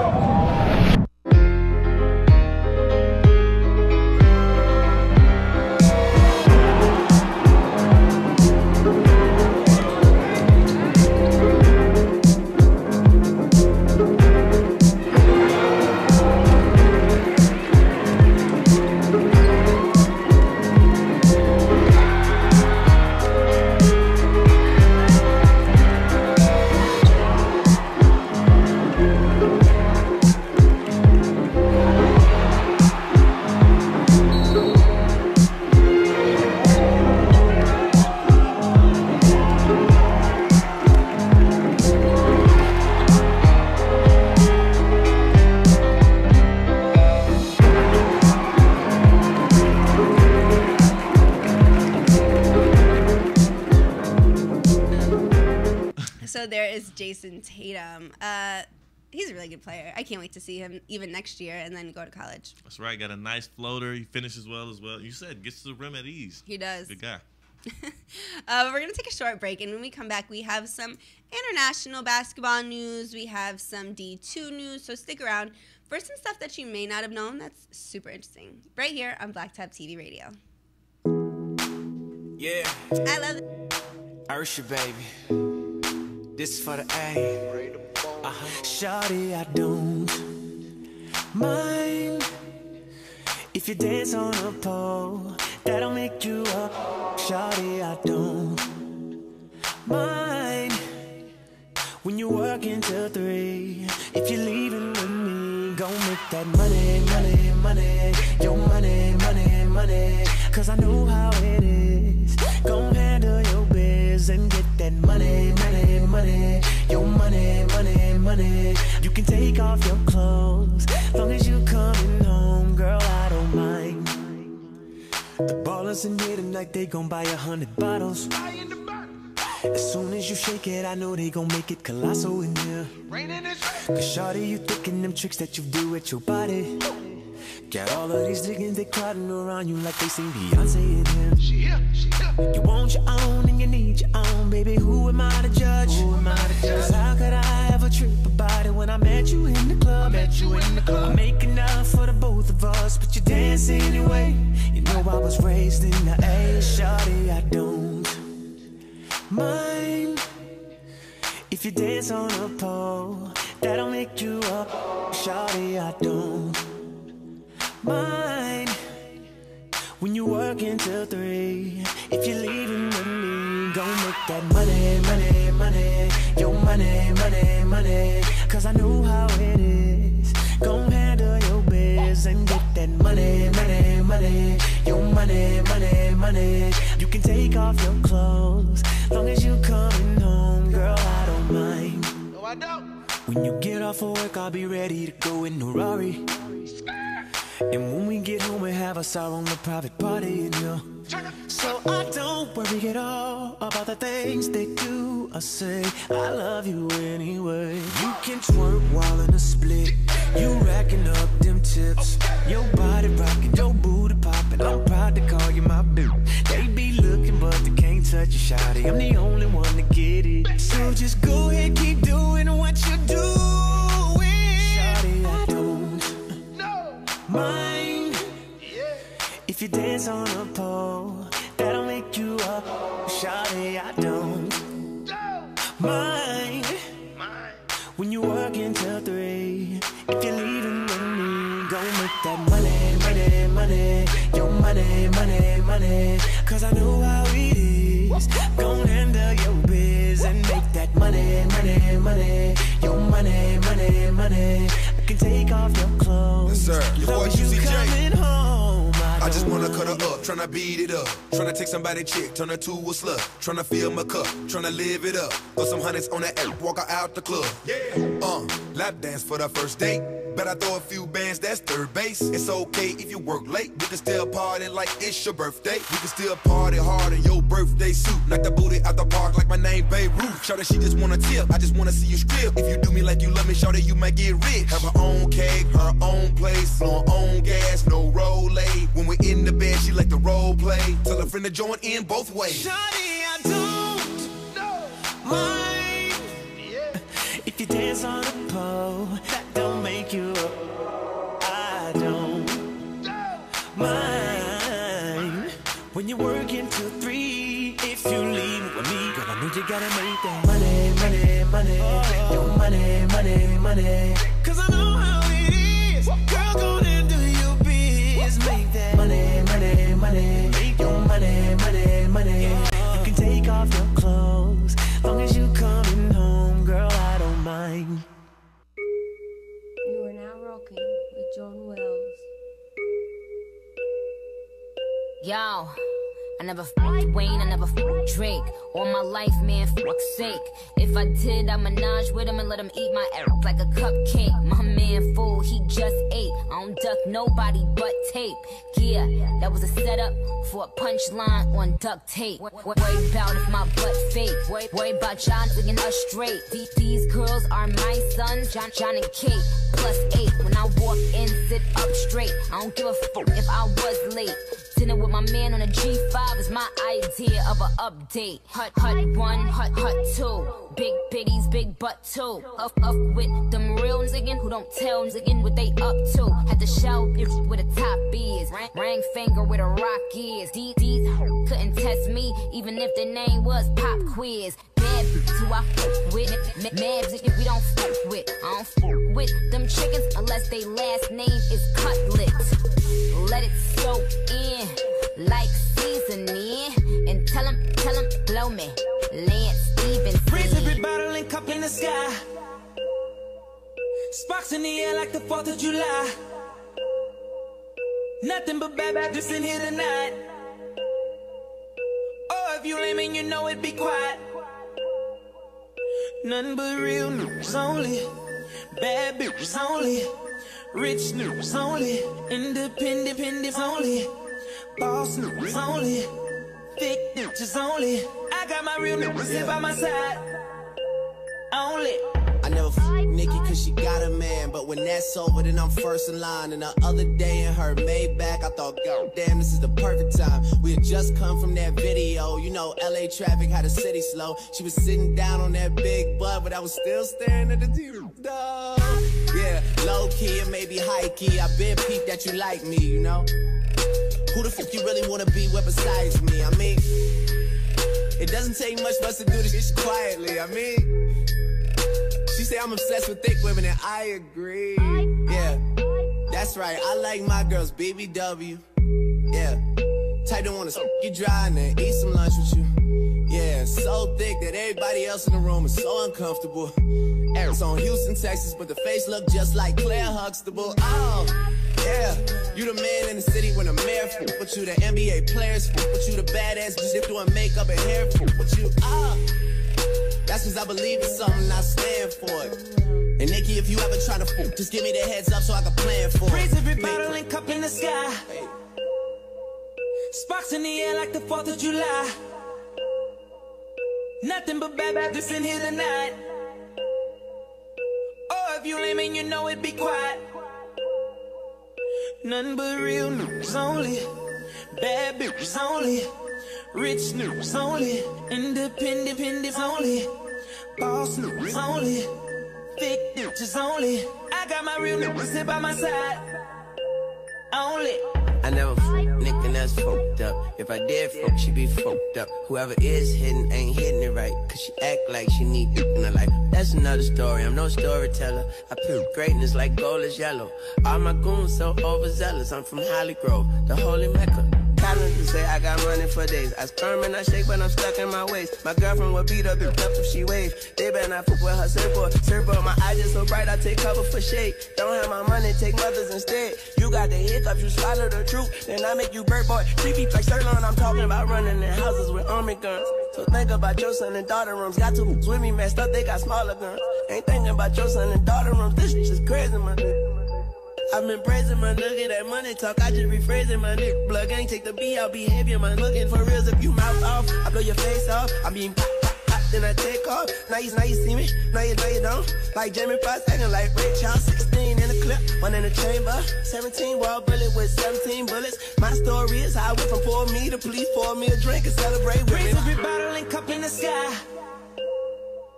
Sparks in the air like the 4th of July.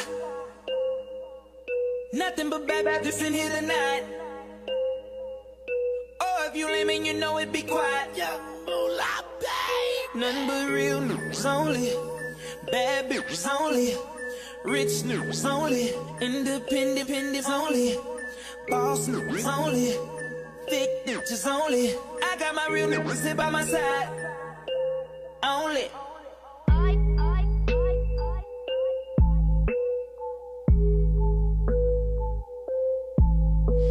Welcome back to Blacktop TV Radio. I'm your host Shayna, and this is my co-host Theo.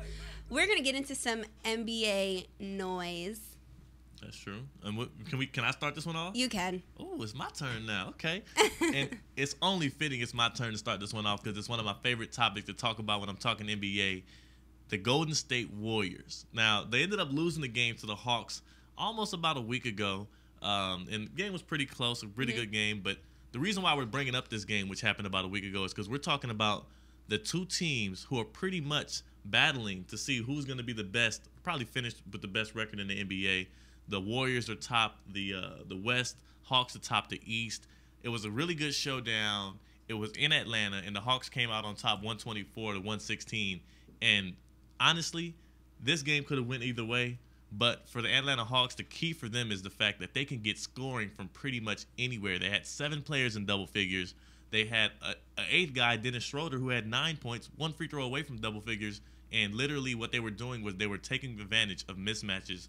The Warriors switched on all pick and rolls, and the Atlanta Hawks were taking care of that because Paul Millsap will end up matched up against Steph Curry. Right, that happened a number of times throughout the game. So I definitely think the mismatching was a big issue in why the Warriors didn't come out with a win as well. I mean, both teams, they can score that ball for sure. I mean, from this game, they really showed that they have a really wide range of shooting on both teams. For me, you know, I'm really rooting for the Warriors. I like their young team. I like Steve Kerr. But the Atlanta Hawks, I mean, they're really pushing for this run. I mean, even going into playoffs, and I don't know if they're just a regular season team or what, but they have been really exciting to watch. And it's funny, everybody keeps bringing up, and I have the co-host for this other show I do, he always talks about how the Hawks are a regular season team, the Warriors are a regular season team. Well, they're beating your playoff teams that you keep speaking of. They're beating up on the Spurs. They're beating up on the Cavaliers, the Bulls. They've beaten up on all these other top teams in the league. And when you say playoff team, are you saying they're not a playoff team because they don't have superstars? Well, the Hawks do everything that playoff teams do. The Hawks play excellent defense. They score the ball. They get out in transition. They also don't turn over the ball that much. The Warriors do, but the Hawks don't. They shoot the ball excellently. What else can you ask for them other than taller players? I mean, it's not that because they don't have a superstar player, because them not having a superstar player is what works for them. Right. But, I mean, I just don't know if they're a playoff team because they're playing well now, but what's to say if they come against the Cavaliers who play differently in the playoffs. That's true. With a 7-game stretch, if they even make it to 7 games. I just don't know if they're a playoff team yet. And I think the great thing about them, I think they definitely have the matchup against the Cavaliers. I think the one team that will give them the most trouble is the Chicago Bulls, just because their front line is so big and they can get so many offensive rebounds. That's the one weakness, the Achilles heel of the Hawks. They're unable to secure rebounds.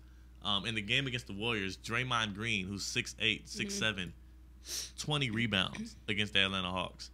About 10 of those were offensive rebounds, just off of the hustle. That's one of the Achilles heels for the Hawks. But the great thing about them is they make so many stops, as well as on the other side of the court, they convert so much, and anybody can shoot and score it. You got Mike Scott off the bench, Kyle Korver, who starts above 50% three-point shooter, the only one in the NBA right now with the amount, with a minimum of about 50 or so attempts. Definitely the Hawks team, I think, is built to last, built to go through a playoff series because they're also so deep. They get one injury, like Thabo Cephaloshi's out right now. They're still playing well. Right. So I can agree with you there. I need some show and prove when it comes to the playoffs, I suppose. That's true. We'll see. But right now they're like, 43-9, 25-3 at home. Excellent team.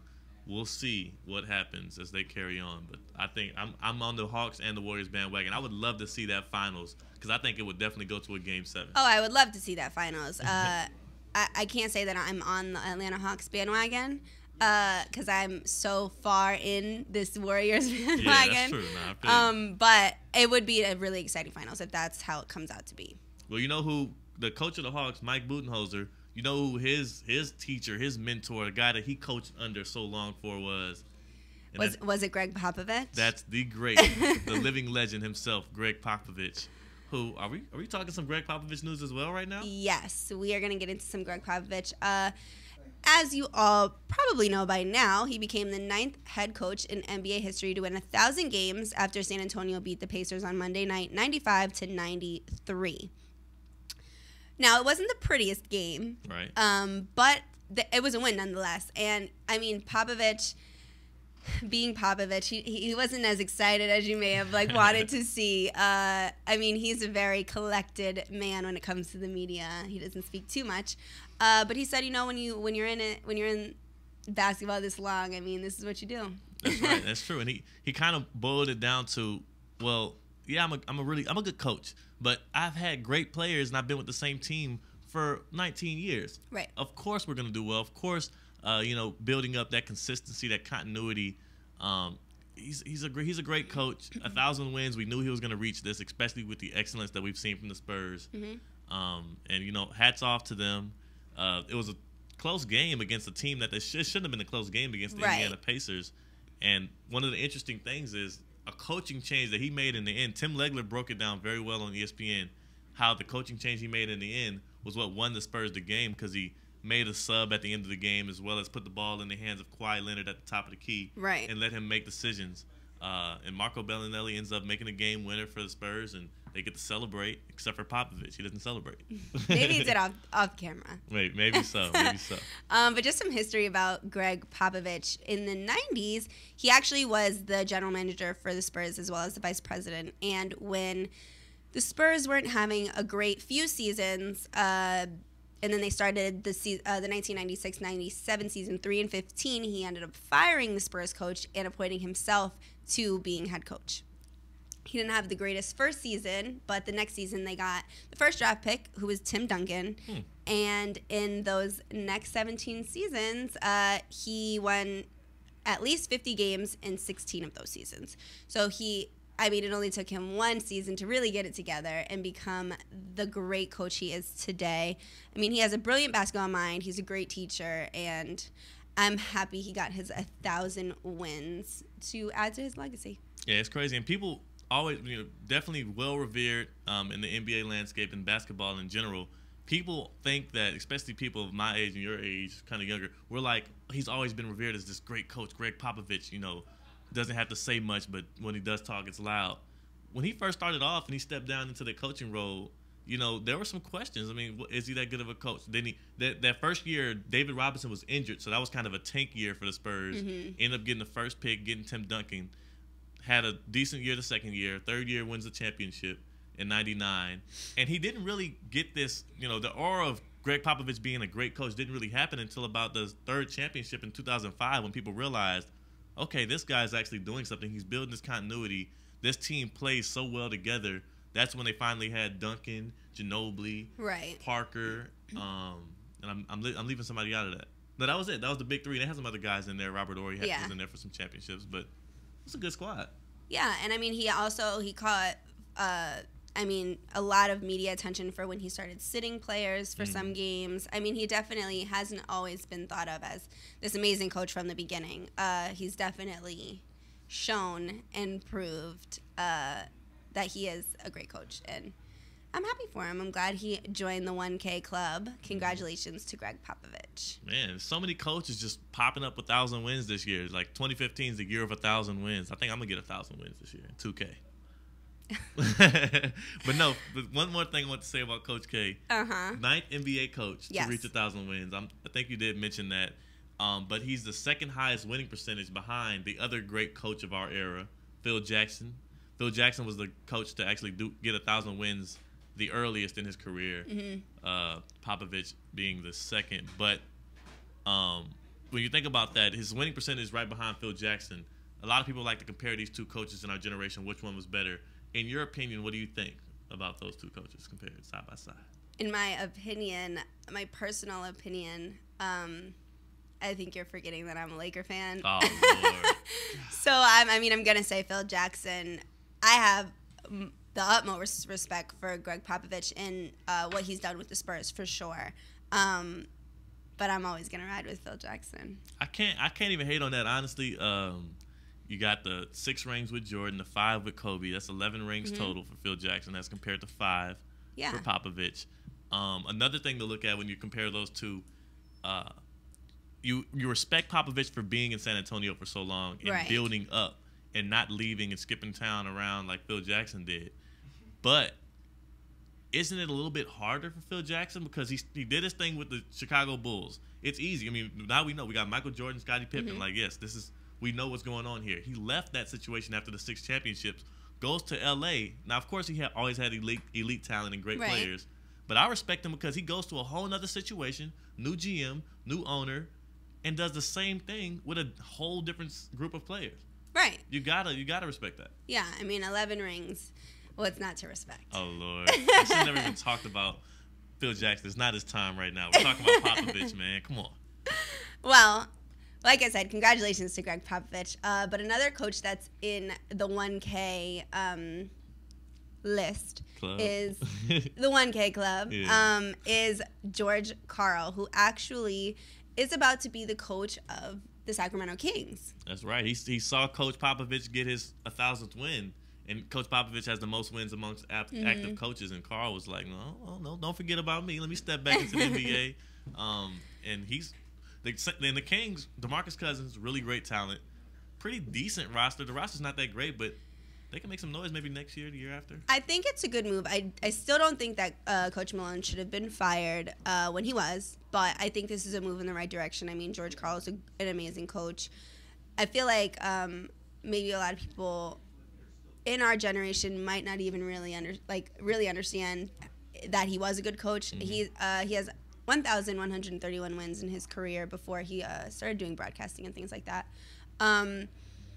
But I think he'll do well with the Kings. There's been a lot of speculations if him and DeMarcus Cousins are going to get along, if they're going to vibe. I feel like that's a main point because if they don't, it will be a problem, and they'll probably have to make some type of change or something. But if they do, it'll be a great move for the Kings. Yeah, and one thing to note: Cousins has matured. Karl, this isn't his first rodeo. He's turned 2 franchises around. He turned around the Supersonics, who were terrible when he stepped in. Then he turned around the Nuggets, who were just as terrible when he stepped in. So he's trying to get his 3rd Western Conference team, right, and turn them around. And he dealt with Carmelo Anthony, maybe not greatly, but he dealt with him. So DeMarcus Cousins, he should be able to maybe mesh with a little bit better. And Karl was a great coach, man. He's definitely a good coach. I hope they go in there and do some great things. They're going to have to change their roster around a little bit, though. Yeah.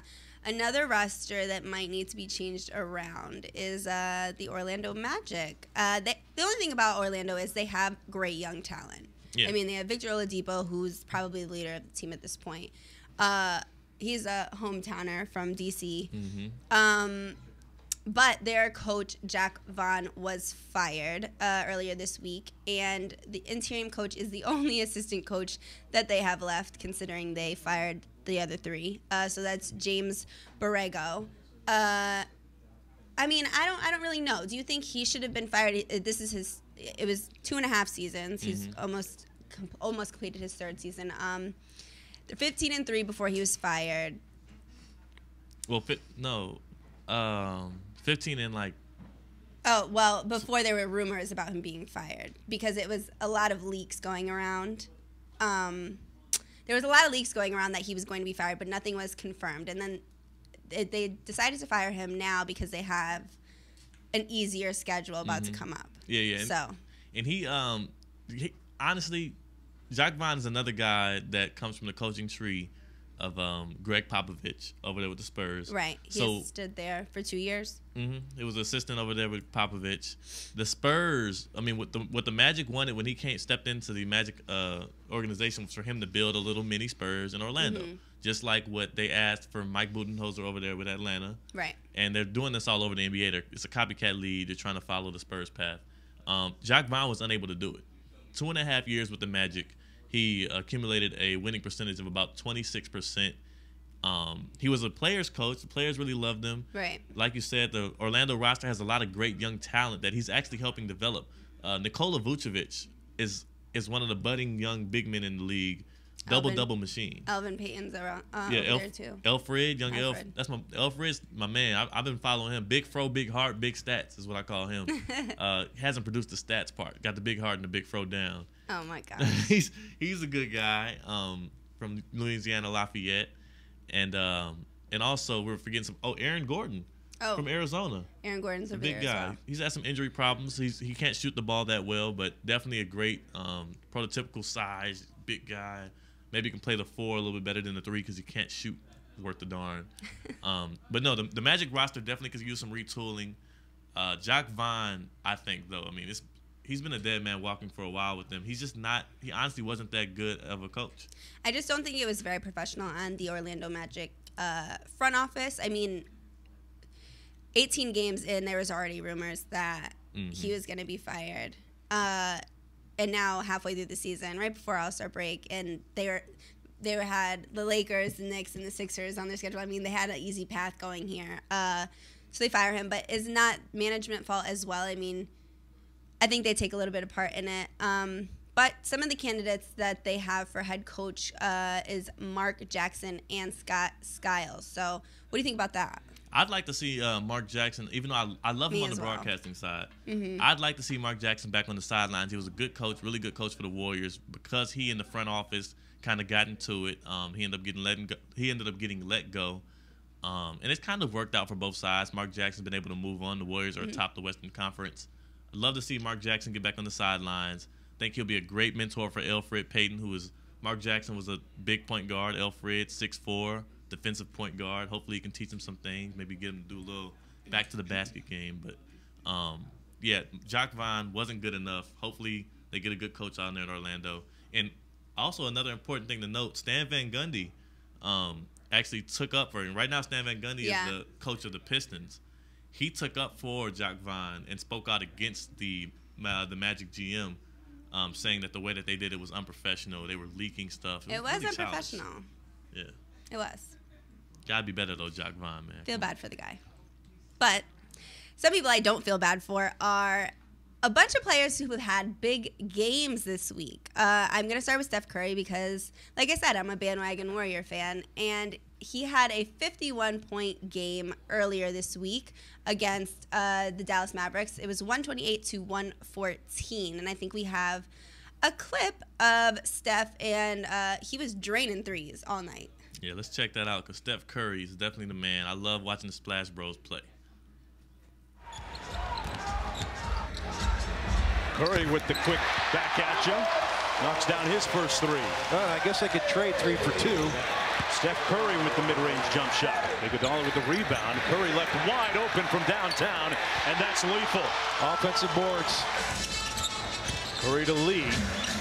Back to Curry. Quick release for 3. No. That's his third 3 of the quarter. Curry with a tough shot, and that's what he does. It's like a horse game to this guy. Timeout Dallas. He was going to pull the 3. Curry working against Barea. The floater. And the soft touch is good. So soft. Steph Curry now with 15 in the first half. So that was Steph Curry. We would show you the whole clip, but he was just 51 points is a lot to show. That's right. And Go ahead. It's just a quick note. They were down 24-4. People thought the Mavericks were it was gonna be a rout. Sports Center had tweeted it out, making fun of the Warriors. I had got a couple tweets. I'm a Warrior fan myself. Got some tweets at me talking about, watch your boys, watch the Splash Brothers. The Warriors ended up coming all the way back thanks to that 51-point performance and winning the game by like 14. Yes. And somebody else besides Steph Curry, who was up for the MVP candidate position, I guess, is James Harden. He's had a really great week. Earlier this week, had a great game last night. What did you think about James Harden's performances this week? 45-point performance in a loss to the Blazers, then turns around, gets a win against the Suns, who are playoff contenders, with a near triple-double, 40 points, just one, was it a rebound or an assist away from the triple-double? An assist. It was an assist, one assist away from the triple-double. So Dwight Howard, Terrence Jones, if you would have made that layup, James Harden would have got his trip-double. But do we have a video on him, or are we just going to talk about him? We're just going to talk about him. All right, let's talk about him. He's great. He's got a beard. He's in Houston. He has a nice Euro step, nice step-back jumper. The guy is an amazing scorer. Yeah, I mean, he just is making so much noise about this MVP. I mean, he definitely has a great chance of getting it. My only thing is, how do you feel if Steph and the Warriors make it to the finals and they win? Well, I think the Warriors. The Warriors are my finals, I guess, pick right now. They're my favorites. But for James Harden, for the MVP, you know, it's a regular season award. Right. All James Harden needs to do with Dwight Howard being out right now in order to secure this MVP bid, because he's going to continue to have these 40-point games, these 35-point games throughout. So his stats are going to be up there. Right. All he needs to do is make sure that his Rockets stay in the top 4 of the Western Conference. Right. And that's a lock pretty much. If they stay top 4 with Dwight Howard out, James Harden is the MVP of the NBA. I can agree with you there. No disagreement there. And Charles Barkley, stop hating. We hear you out there on TNT. Charles Barkley been hating on Daryl Morey, hating on James Harden. Stop hating. Let the young man ball. Charles Barkley is always the bearer of bad news or something. Right. But we'll move on to some buzzer beaters. DeMarcus Cousins and Anthony Davis had some great ones this week. So I think we'll get into DeMarcus Cousins first. He had a buzzer beater in the win over the Suns with 28 points. So check this out. Nasty.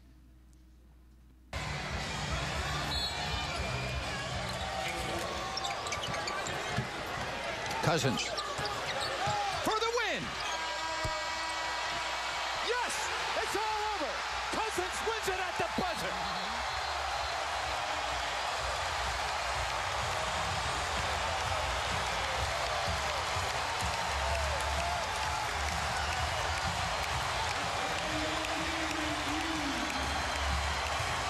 So I guess the Kings aren't too bad. Right. Too bad of shape. Shortly thereafter, George Karl rumors start coming out. But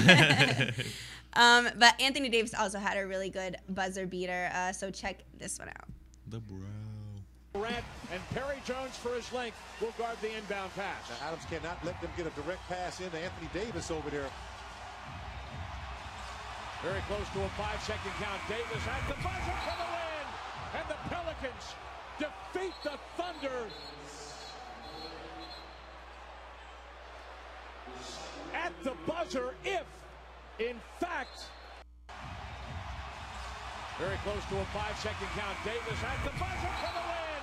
And the Pelicans defeat. So with 1.2 seconds left, they beat OKC. Mm-hmm. That was a nice shot. Nice shot, nice game. A double pump 40-footer from your big man, Anthony Davis.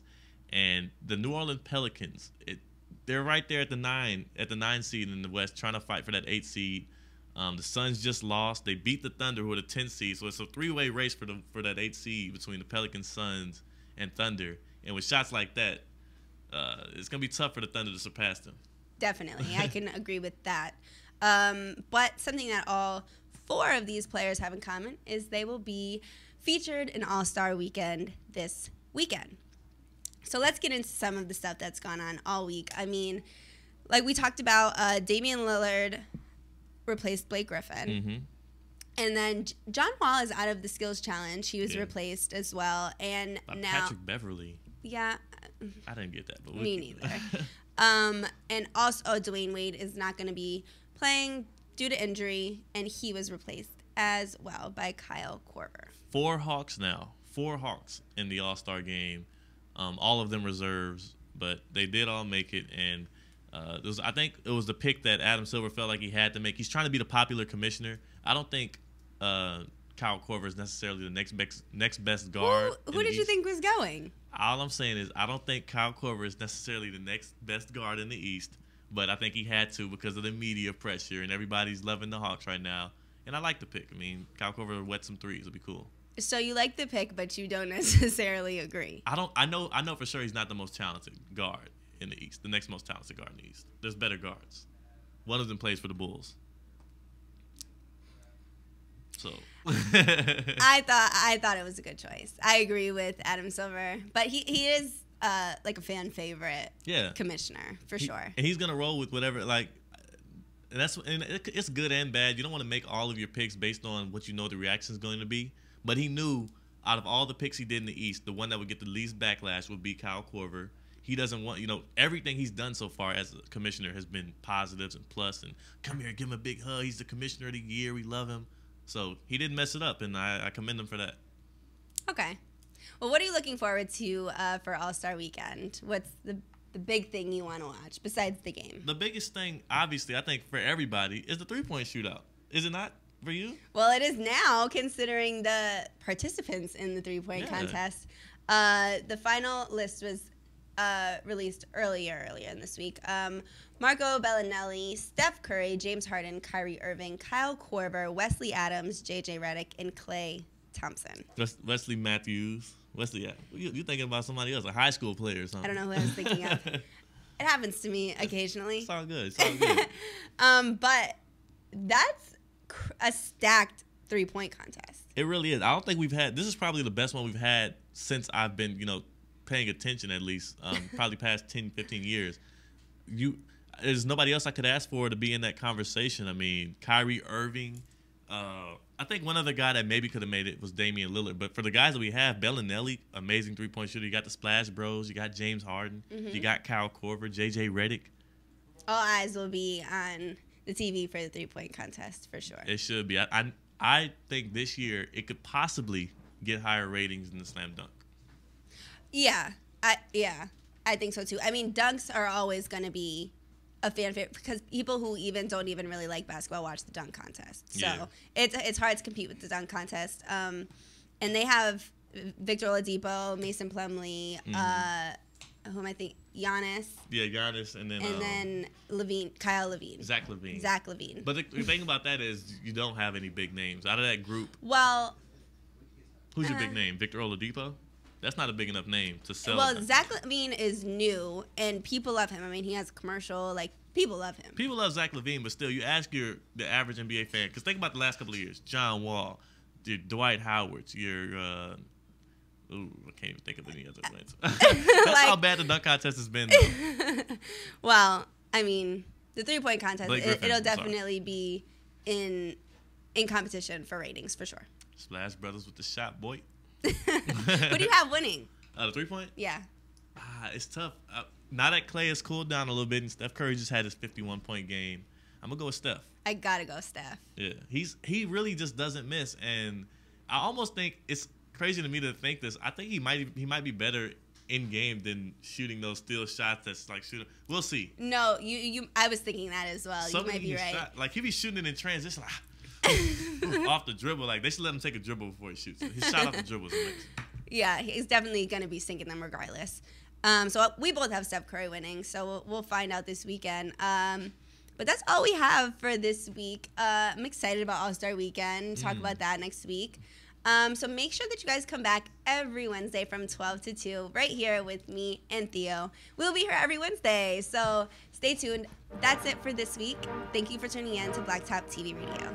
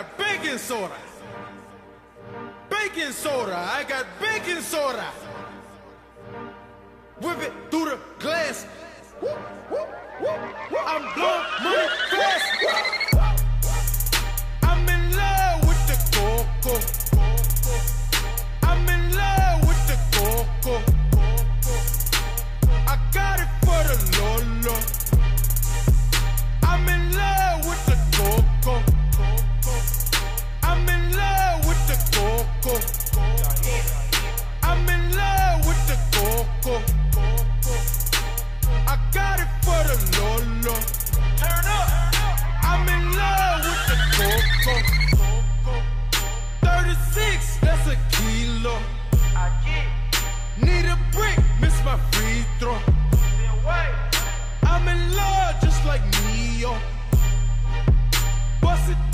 now he Neo. Free my homies, the Theo. The judge, my Theo. All this like I'm Nino. Water whip like I'm Nemo. Baking soda, I got baking soda. Yeah.